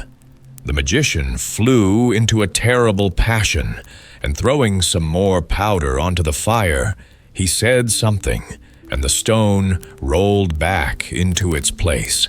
The magician left Persia forever, which plainly showed that he was no uncle of Aladdin's, but a cunning magician who had read in his magic books of a wonderful lamp, which would make him the most powerful man in the world. Though he alone knew where to find it, he could only receive it from the hand of another. He had picked out the foolish Aladdin for this purpose, intending to get the lamp and kill him afterward. For 2 days, Aladdin remained in the dark, crying and lamenting. At last he clasped his hands in prayer, and in so doing rubbed the ring, which the magician had forgotten to take from him. Immediately, an enormous and frightful genie rose out of the earth, saying, "What wouldst thou with me? I am the slave of the ring, and will obey thee in all things." Aladdin fearlessly replied, "Deliver me from this place." Whereupon the earth opened, and he found himself outside. As soon as his eyes could bear the light, he went home, but fainted on the threshold. When he came to himself, he told his mother what had passed, and showed her the lamp and the fruits he had gathered in the garden, which were, in reality, precious stones. He then asked for some food. "Alas, child," she said, "I have nothing in the house, but I have spun a little cotton and will go and sell it." Aladdin bade her keep her cotton, for he would sell the lamp instead. As it was very dirty, she began to rub it, that it might fetch a higher price. Instantly, a hideous genie appeared and asked what she would have. She fainted away, but Aladdin, snatching the lamp, said boldly, "Fetch me something to eat." The genie returned with a silver bowl, 12 silver plates containing rich meats, 2 silver cups, and 2 bottles of wine. Aladdin's mother, when she came to herself, said, "Whence comes this splendid feast?" "Ask not, but eat," replied Aladdin. So they sat at breakfast till it was dinner time, and Aladdin told his mother about the lamp. She begged him to sell it, and have nothing to do with devils. "No," said Aladdin, "since chance hath made us aware of its virtues, we will use it, and the ring likewise, which I shall always wear on my finger." When they had eaten all the genie had brought, Aladdin sold one of the silver plates, and so on until none were left. He then had recourse to the genie, who gave him another set of plates, and thus they lived for many years. One day Aladdin heard an order from the Sultan proclaimed that everyone was to stay at home and close his shutters, while the princess, his daughter, went to and from the bath. Aladdin was seized by a desire to see her face, which was very difficult, as she always went veiled. He hid himself behind the door of the bath and peeped through a chink. The princess lifted her veil as she went in and looked so beautiful that Aladdin fell in love with her at first sight. He went home so changed that his mother was frightened. He told her he loved the princess so deeply that he could not live without her, and meant to ask her in marriage of her father. His mother, on hearing this, burst out laughing, but Aladdin at last prevailed upon her to go before the Sultan and carry his request. She fetched a napkin and laid in it the magic fruits from the enchanted garden, which sparkled and shone like the most beautiful jewels. She took these with her to please the Sultan, and set out, trusting in the lamp. The Grand Vizier and the Lords of Council had just gone in as she entered the hall and placed herself in front of the Sultan. He, however, took no notice of her. She went every day for a week and stood in the same place. When the council broke up on the 6th day, the Sultan said to his vizier, "I see a certain woman in the audience chamber every day carrying something in a napkin. Call her next time, that I may find out what she wants." Next day, at a sign from the vizier, she went up to the foot of the throne and remained kneeling till the Sultan said to her, "Rise, good woman, and tell me what you want." She hesitated, so the Sultan sent away all but the vizier and bade her speak frankly, promising to forgive her beforehand for anything she might say. She then told him of her son's violent love for the princess. "I prayed him to forget her," she said, "but in vain. He threatened to do some desperate deed if I refused to go and ask your majesty for the hand of the princess. Now, I pray you to forgive not me alone, but my son Aladdin." The Sultan asked her kindly what she had in the napkin, whereupon she unfolded the jewels and presented them. He was thunderstruck, and turning to the vizier, said, "What sayest thou? Ought I not to bestow the princess on one who values her at such a price?"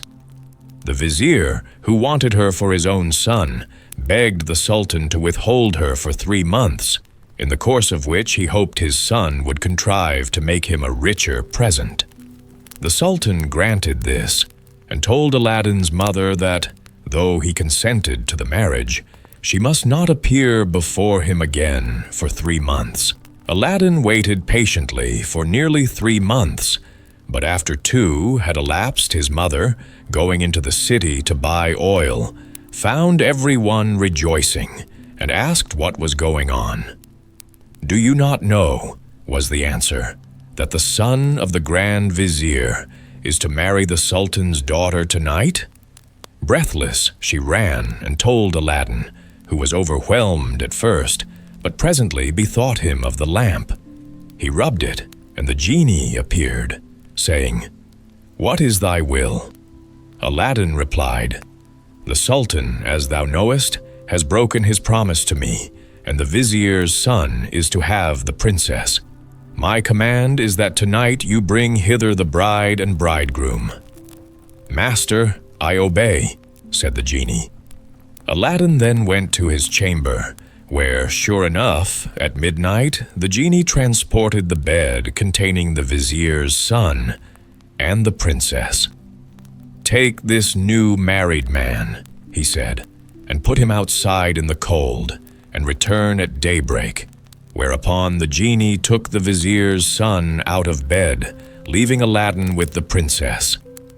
"Fear nothing," Aladdin said to her. "You are my wife, promised to me by your unjust father, and no harm shall come to you." The princess was too frightened to speak, and passed the most miserable night of her life, while Aladdin lay down beside her and slept soundly. At the appointed hour, the genie fetched in the shivering bridegroom, laid him in his place, and transported the bed back to the palace. Presently the Sultan came to wish his daughter good morning. The unhappy Vizier's son jumped up and hid himself, while the princess would not say a word, and was very sorrowful. The Sultan sent her mother to her, who said, "How comes it, child, that you will not speak to your father? What has happened?" The princess sighed deeply, and at last told her mother how, during the night, the bed had been carried into some strange house, and what had passed there. Her mother did not believe her in the least, but bade her rise and consider it an idle dream. The following night, exactly the same thing happened. And next morning, on the princess's refusal to speak, the Sultan threatened to cut off her head. She then confessed all, bidding him to ask the Vizier's son if it were not so. The Sultan told the Vizier to ask his son, who owned the truth, adding that dearly as he loved the princess, he had rather die than go through another such fearful night, and wished to be separated from her. His wish was granted, and there was an end to feasting and rejoicing. When the 3 months were over, Aladdin sent his mother to remind the Sultan of his promise. She stood in the same place as before, and the Sultan, who had forgotten Aladdin, at once remembered him and sent for her. On seeing her poverty, the Sultan felt less inclined than ever to keep his word, and asked his Vizier's advice, who counseled him to set so high a value on the princess that no man living could come up to it. The Sultan then turned to Aladdin's mother, saying, "Good woman, a sultan must remember his promises, and I will remember mine. But your son must first send me 40 basins of gold, brimful of jewels, carried by 40 black slaves, led by as many white ones, splendidly dressed. Tell him that I await his answer." The mother of Aladdin bowed low and went home, thinking all was lost. She gave Aladdin the message, adding, "He may wait long enough for your answer." "Not so long, mother, as you think," her son replied. "I would do a great deal more than that for the princess." He summoned the genie, and in a few moments the 80 slaves arrived and filled up the small house and garden. Aladdin made them set out to the palace, 2 and 2, followed by his mother. They were so richly dressed with such splendid jewels in their girdles that everyone crowded to see them and the basins of gold they carried on their heads. They entered the palace, and, after kneeling before, the Sultan stood in a half-circle round the throne with their arms crossed, while Aladdin's mother presented them to the Sultan. He hesitated no longer, but said, "Good woman, return and tell your son that I wait for him with open arms." She lost no time in telling Aladdin, bidding him make haste, but Aladdin first called the genie. "I want a scented bath," he said, "a richly embroidered habit, a horse surpassing the Sultan's, and 20 slaves to attend me. Besides this, 6 slaves, beautifully dressed, to wait on my mother, and lastly, 10,000 pieces of gold in 10 purses." No sooner said than done. Aladdin mounted his horse and passed through the streets, the slaves strewing gold as they went. Those who had played with him in his childhood knew him not. He had grown so handsome. When the Sultan saw him, he came down from his throne, embraced him, and led him into a hall where a feast was spread, intending to marry him to the princess that very day. But Aladdin refused, saying, "I must build a palace fit for her," and took his leave. Once home, he said to the genie, "Build me a palace of the finest marble, set with jasper, agate, and other precious stones. In the middle you shall build me a large hall with a dome, its 4 walls of massy gold and silver, each having 6 windows, whose lattices, all except one which is to be left unfinished, must be set with diamonds and rubies. There must be stables and horses and grooms and slaves. Go and see about it."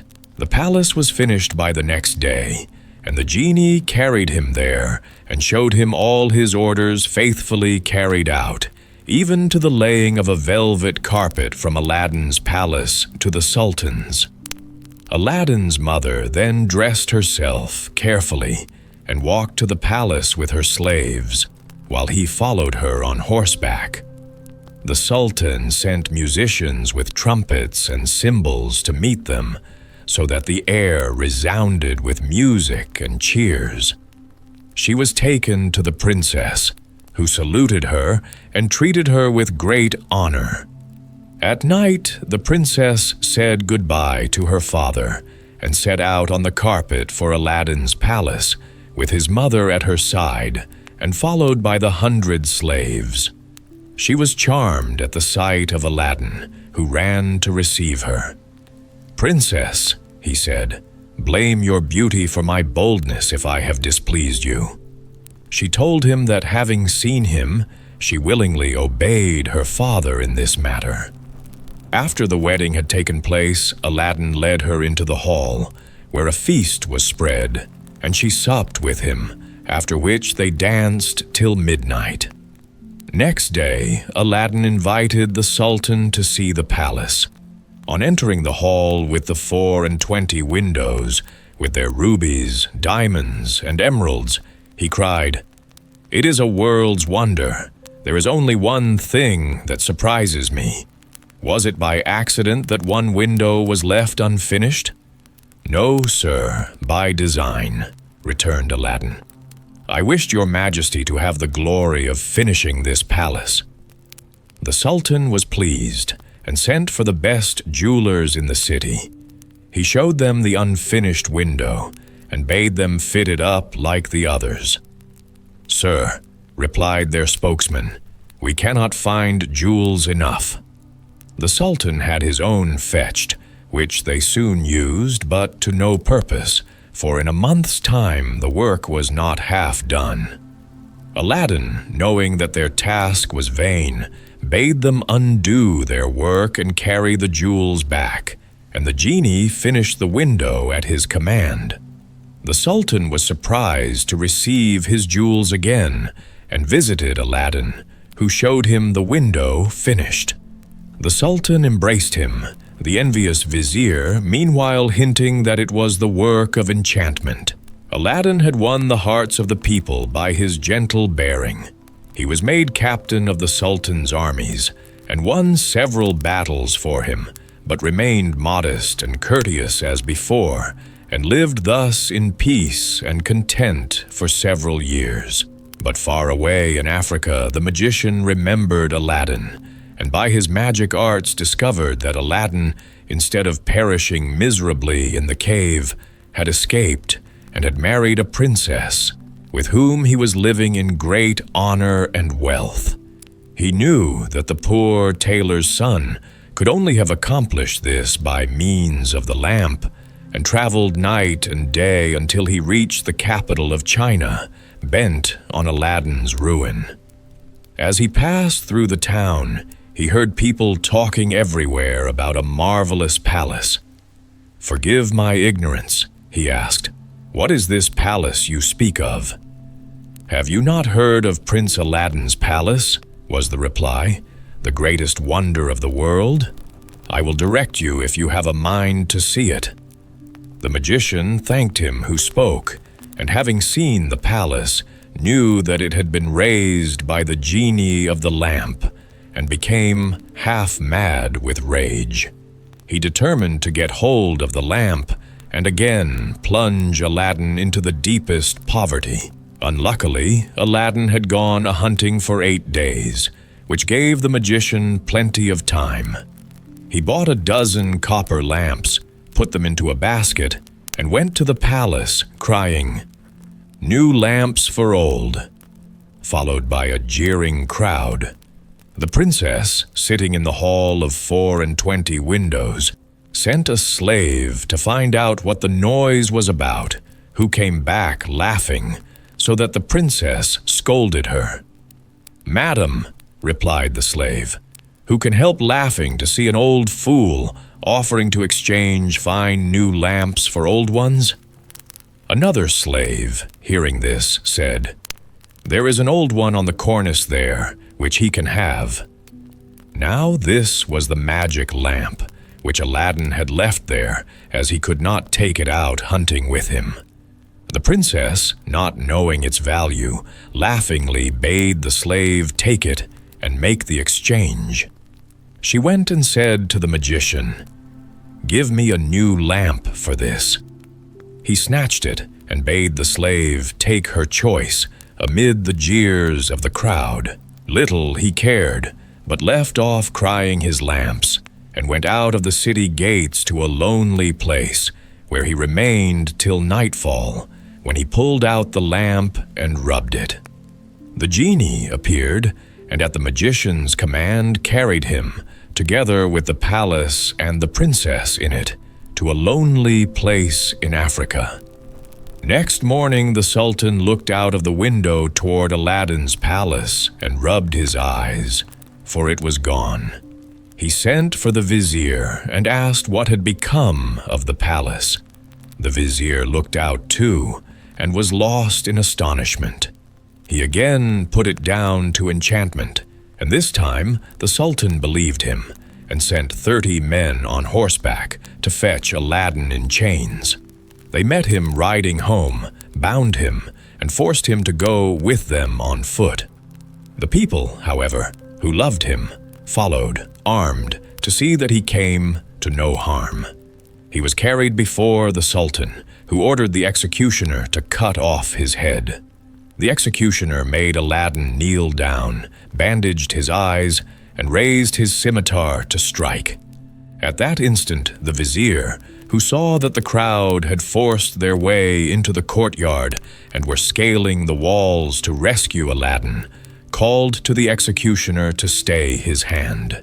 The people, indeed, looked so threatening that the Sultan gave way and ordered Aladdin to be unbound, and pardoned him in the sight of the crowd. Aladdin now begged to know what he had done. "False wretch," said the Sultan, "come thither," and showed him from the window the place where his palace had stood.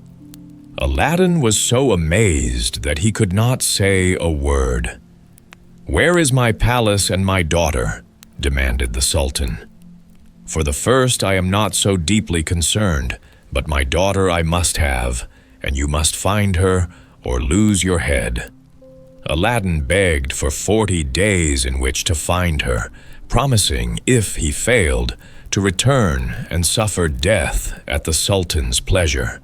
His prayer was granted, and he went forth sadly from the Sultan's presence. For 3 days he wandered about like a madman, asking everyone what had become of his palace, but they only laughed and pitied him. He came to the banks of a river and knelt down to say his prayers before throwing himself in. In so doing, he rubbed the magic ring he still wore. The genie he had seen in the cave appeared and asked his will. "Save my life, genie," said Aladdin. "Bring my palace back." "That is not in my power," said the genie. "I am only the slave of the ring. You must ask him of the lamp." "Even so," said Aladdin, "but thou canst take me to the palace and set me down under my dear wife's window."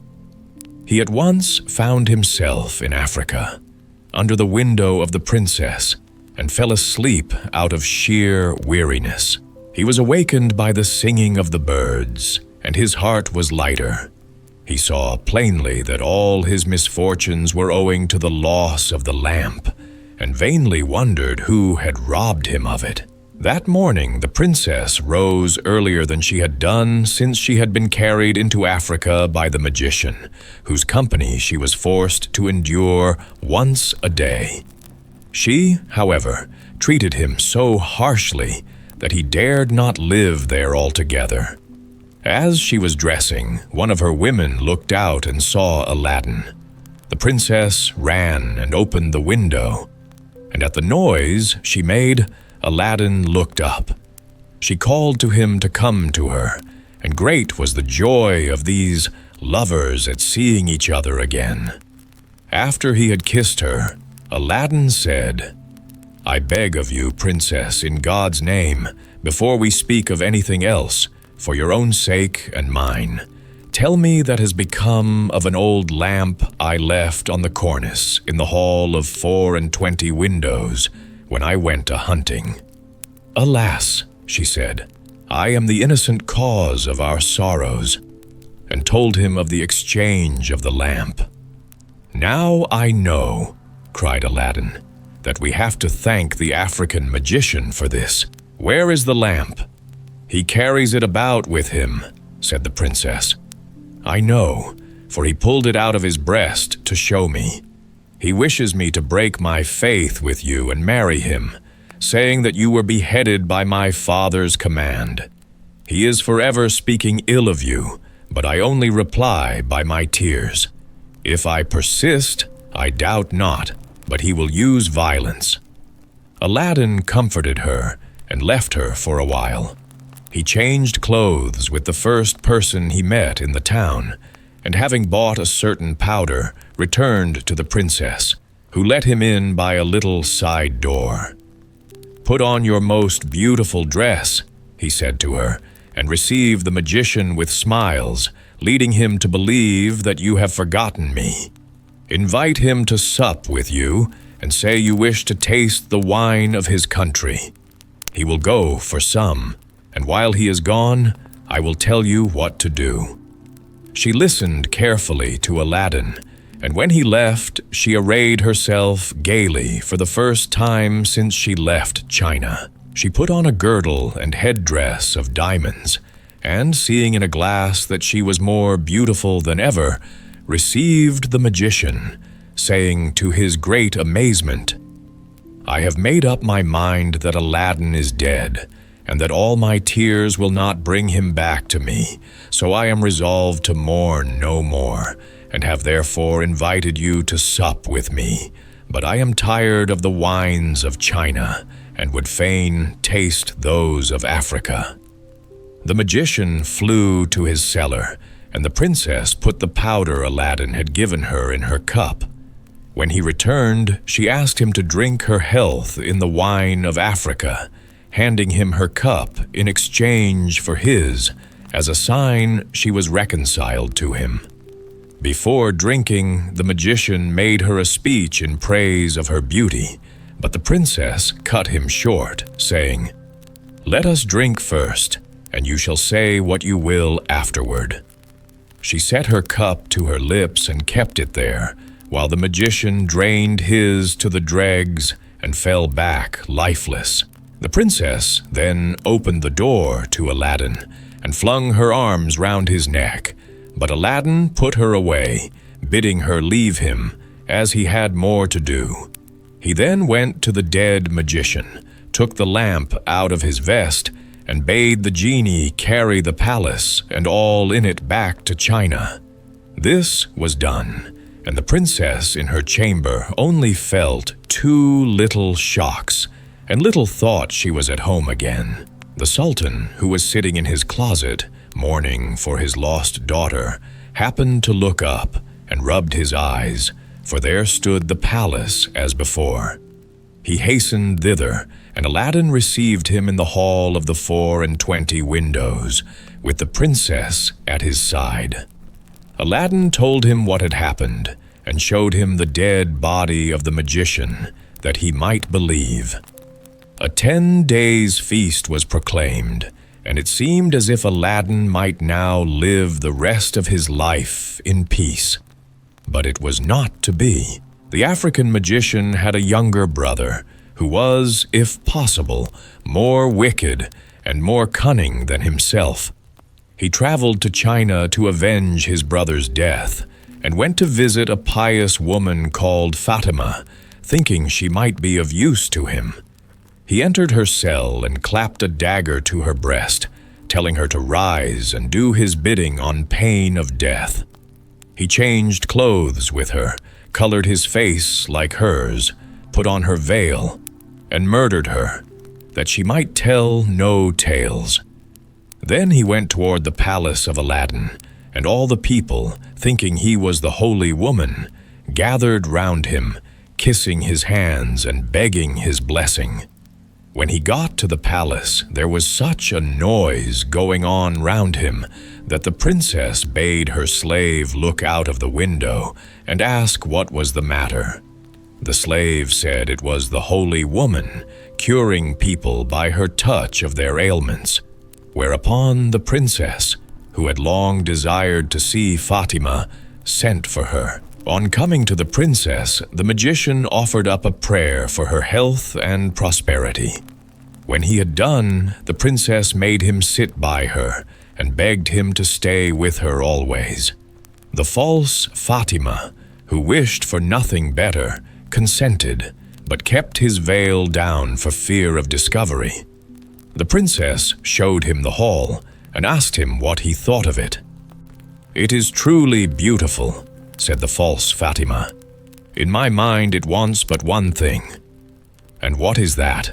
said the princess.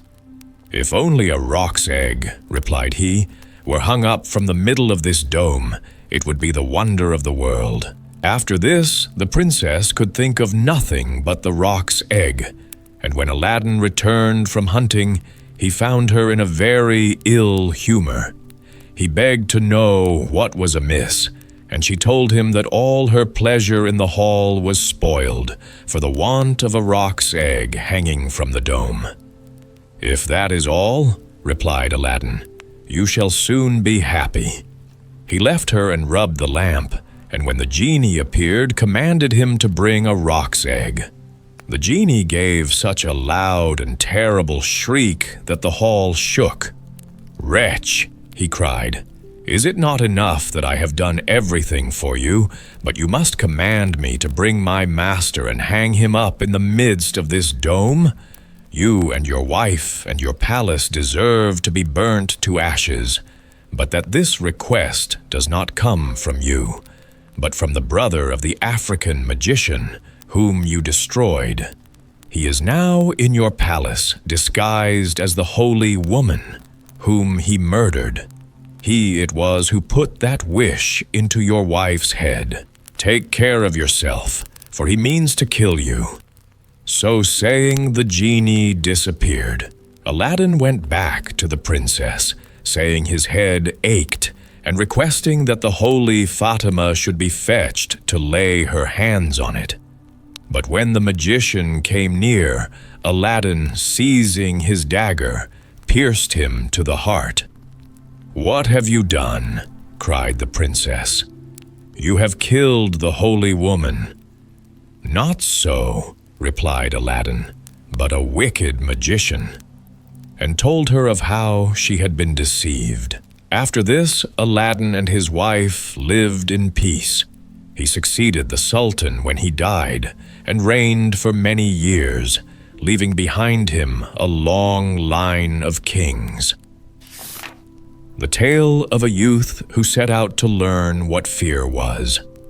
A father had 2 sons, of whom the eldest was clever and bright, and always knew what he was about. But the youngest was stupid and couldn't learn or understand anything, so much so that those who saw him exclaimed, "What a burden he'll be to his father." Now, when there was anything to be done, the eldest had always to do it. But if something was required later or in the night time, and the way led through the churchyard or some such ghostly place, he always replied, "Oh no, father, nothing will induce me to go there. It makes me shudder." For he was afraid. Or, when they sat of an evening around the fire telling stories which made one's flesh creep, the listeners sometimes said, "Oh, it makes one shudder." The youngest sat in a corner, heard the exclamation, and could not understand what it meant. They are always saying it makes one shudder. It makes one shudder. Nothing makes me shudder. It's probably an art quite beyond me. Now it happened that his father said to him one day, "Hearken, you there in the corner, you are growing big and strong, and you must learn to earn your own bread. Look at your brother, what pains he takes, but all the money I've spent on your education is thrown away." "My dear father," he replied, "I will gladly learn. In fact, if it were possible, I should like to learn to shudder. I don't understand that a bit yet." The eldest laughed when he heard this and thought to himself, "Good heavens, what a ninny my brother is. He'll never come to any good. As the twig is bent, so is the tree inclined."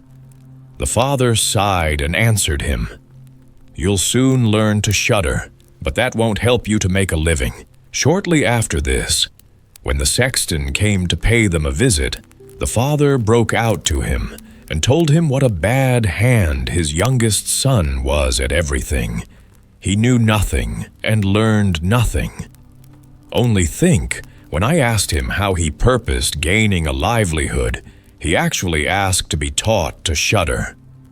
"If that's all he wants," said the sexton, "I can teach him that. Just you send him to me, I'll soon polish him up." The father was quite pleased with the proposal, because he thought, "It will be a good discipline for the youth." And so the sexton took him into his house, and his duty was to toll the bell.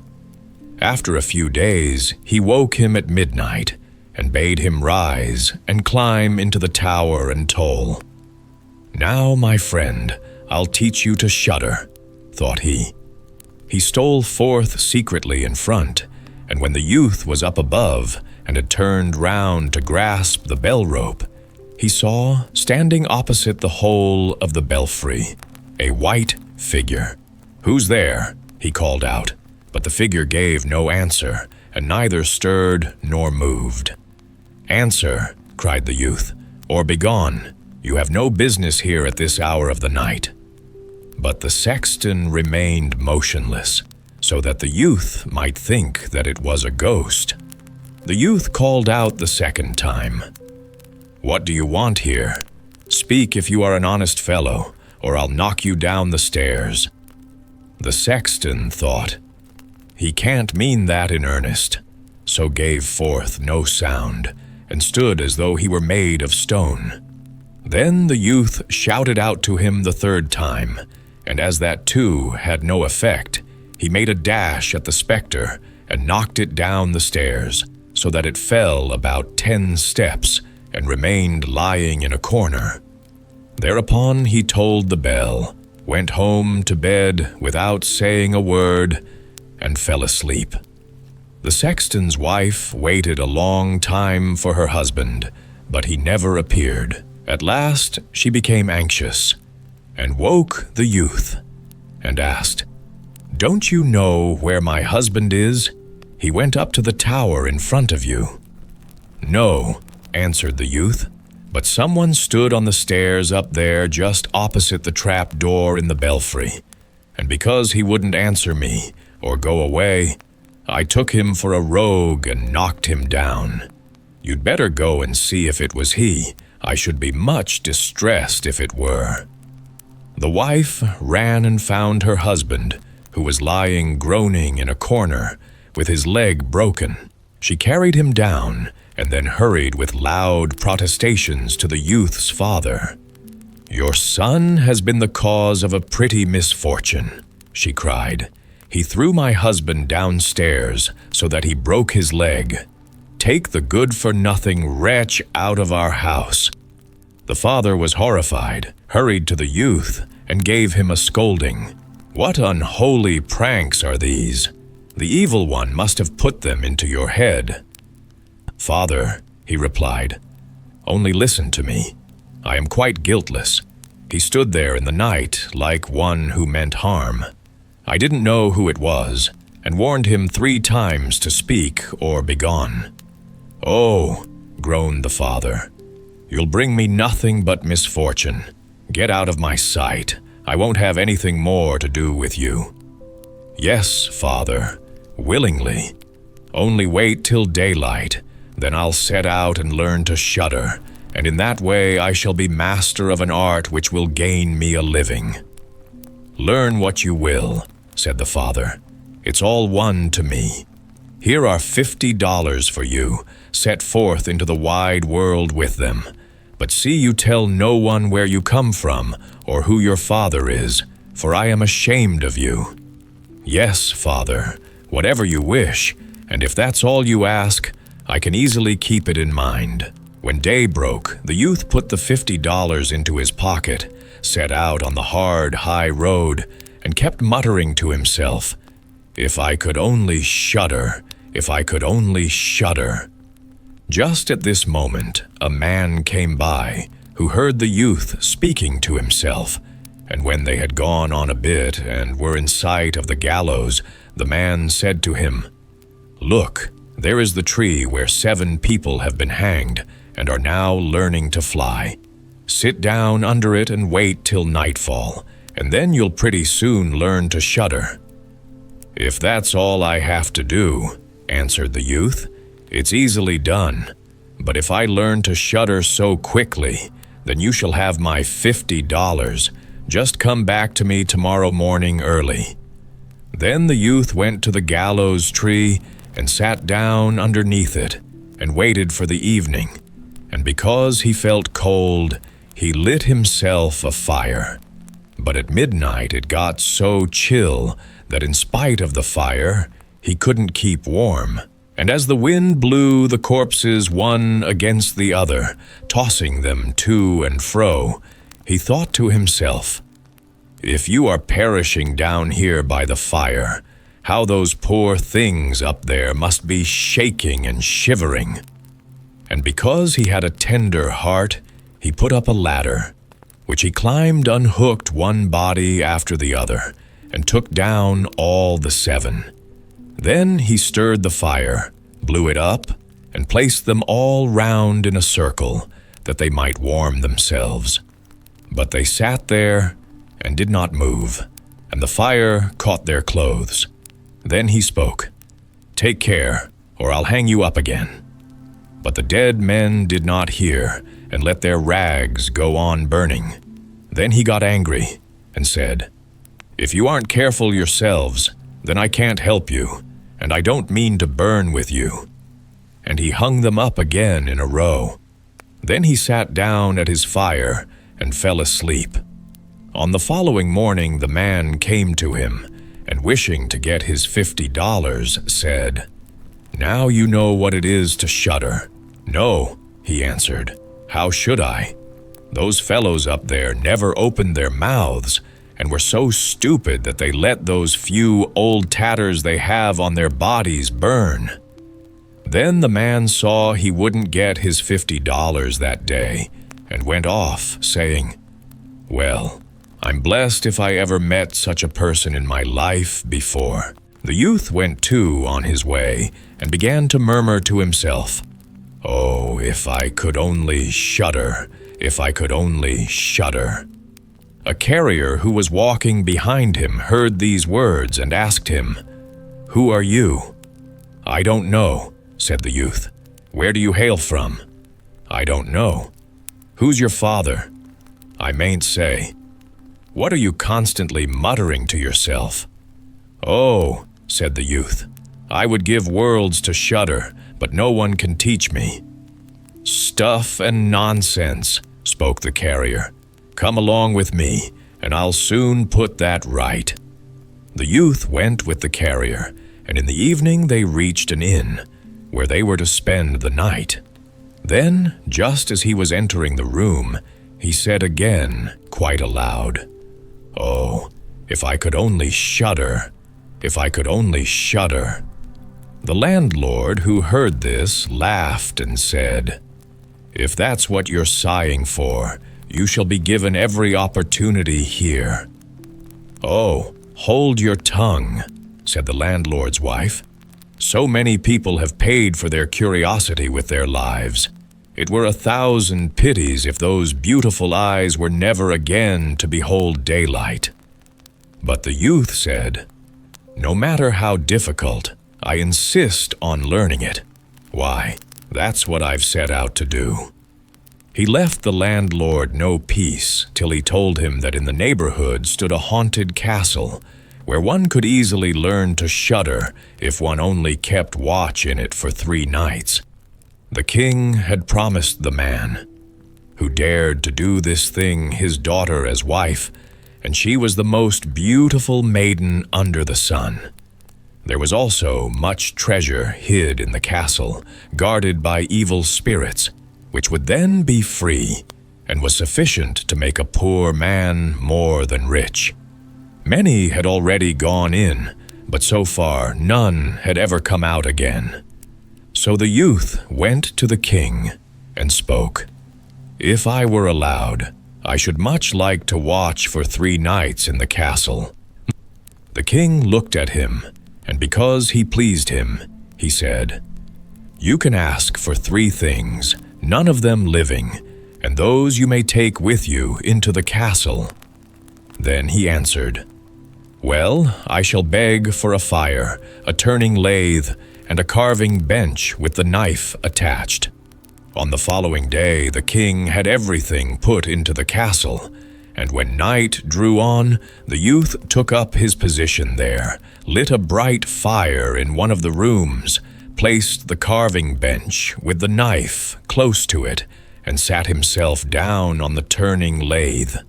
"Oh, if I could only shudder," he said, "but I shan't learn it here either." Toward midnight he wanted to make up the fire, and as he was blowing up a blaze, he heard a shriek from a corner. "Ooh, mew, how cold we are!" "You fools!" he cried. "Why do you scream? If you are cold, come and sit at the fire and warm yourselves." And as he spoke, 2 huge black cats sprang fiercely forward and sat down, one on each side of him, and gazed wildly at him with their fiery eyes. After a time, when they had warmed themselves, they said, "Friend, shall we play a little game of cards?" "Why not?" he replied. "But first let me see your paws." Then they stretched out their claws. "Ha!" said he. "What long nails you've got! Wait a minute, I must first cut them off."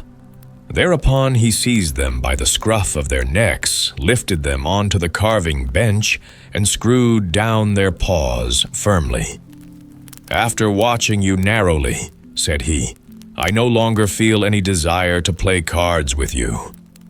and with these words he struck them dead and threw them out into the water. But when he had thus sent the two of them to their final rest, and was again about to sit down at the fire, out of every nook and corner came forth black cats and black dogs with fiery chains in such swarms that he couldn't possibly get away from them. They yelled in the most ghastly manner, jumped upon his fire, scattered it all, and tried to put it out. He looked on quietly for a time, but when it got beyond a joke, he seized his carving knife and called out, "Be off, you rabble-rout!" and let fly at them.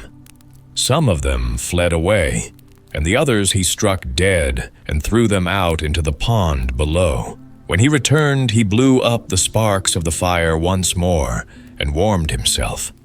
And as he sat thus, his eyes refused to keep open any longer, and a desire to sleep stole over him. Then he looked around him and beheld in the corner a large bed. "The very thing," he said, and laid himself down in it. But when he wished to close his eyes, the bed began to move by itself and ran all round the castle. "Capital," he said, "only a little quicker." Then the bed sped on as if drawn by 6 horses, over thresholds and stairs, up this way and down that. All of a sudden, crash, crash. With a bound it turned over, upside down, and lay like a mountain on the top of him. But he tossed the blankets and pillows in the air, emerged from underneath, and said, "Now, anyone who has the fancy for it may go a drive." Lay down at his fire, and slept till daylight.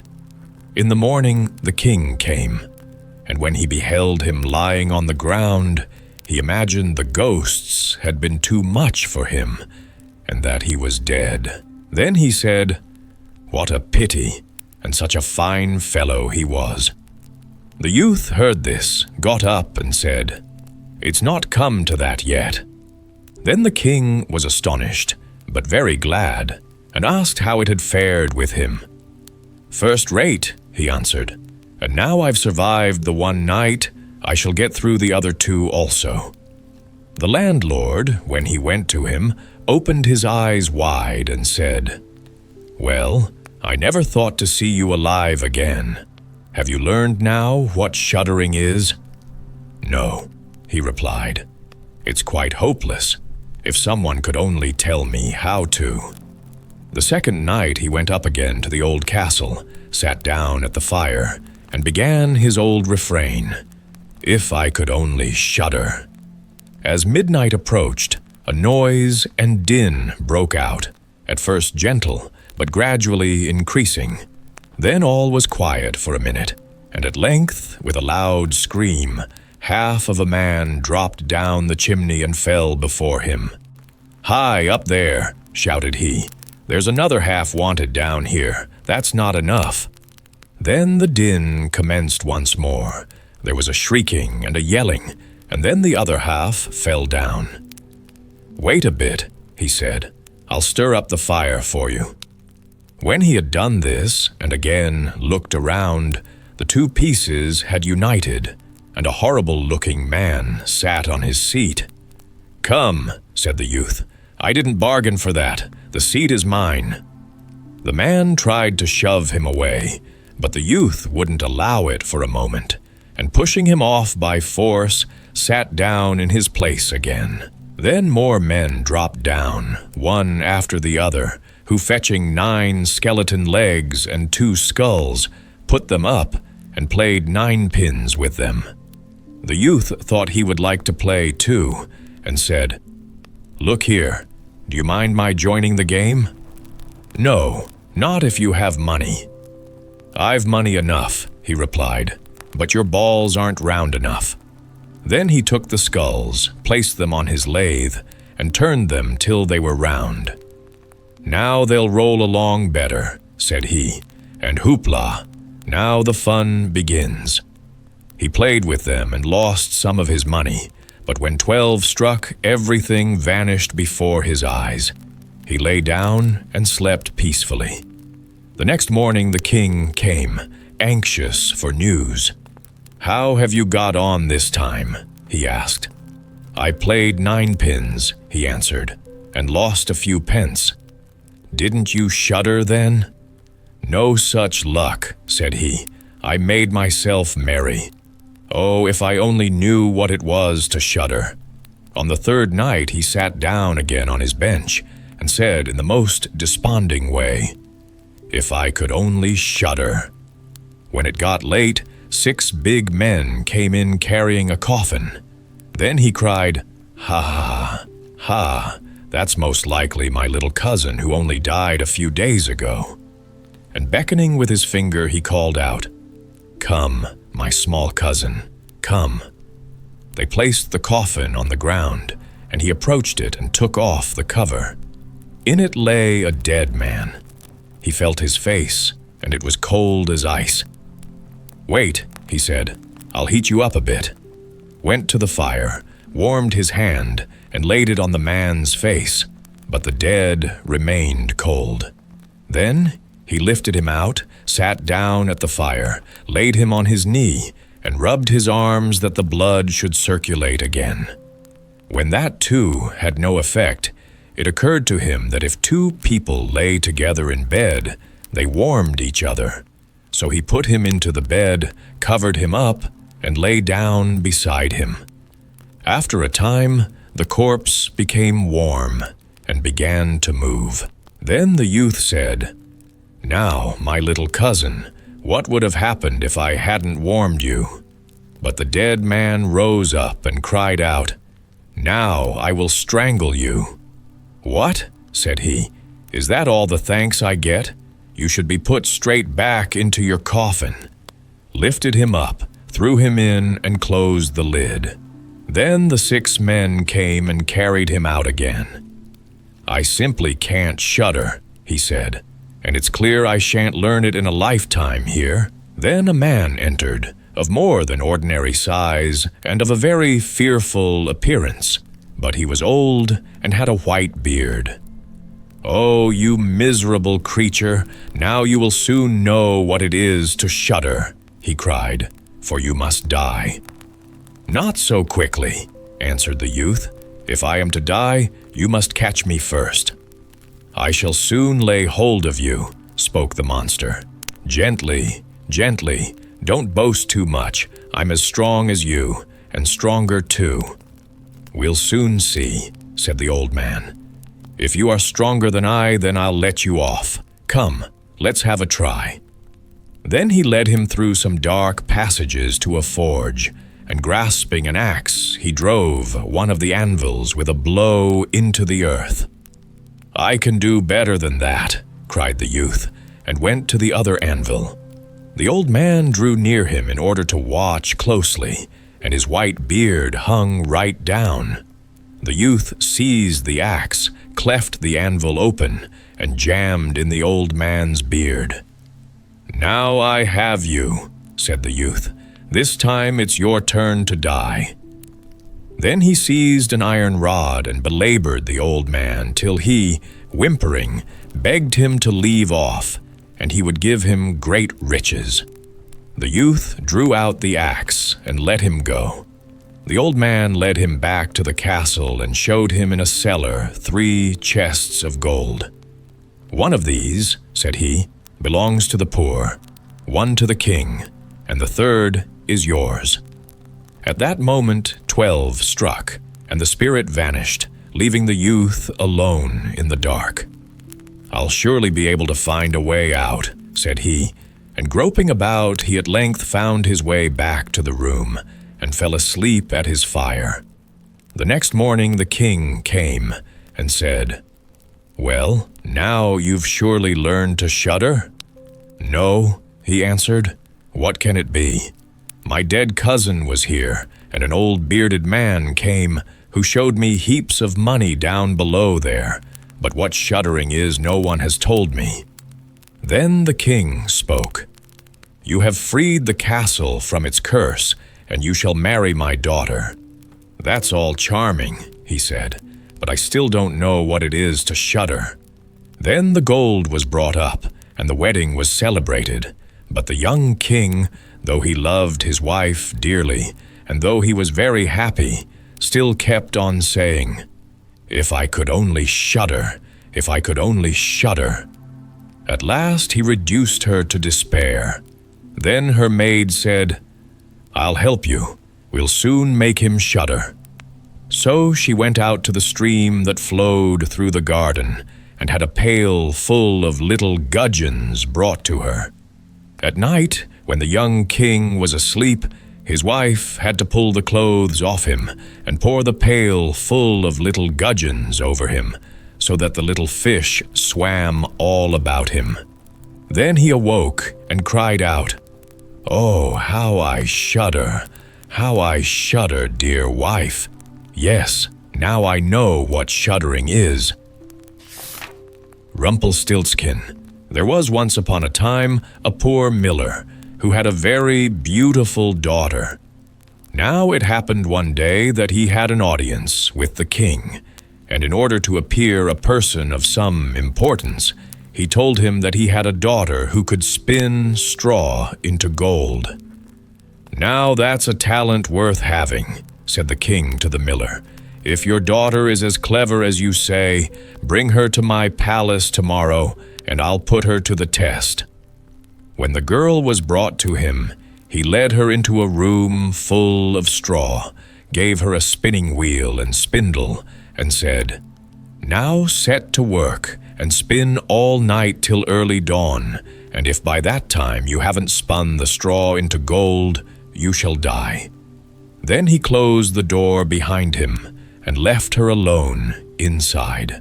So the poor miller's daughter sat down and didn't know what in the world she was to do.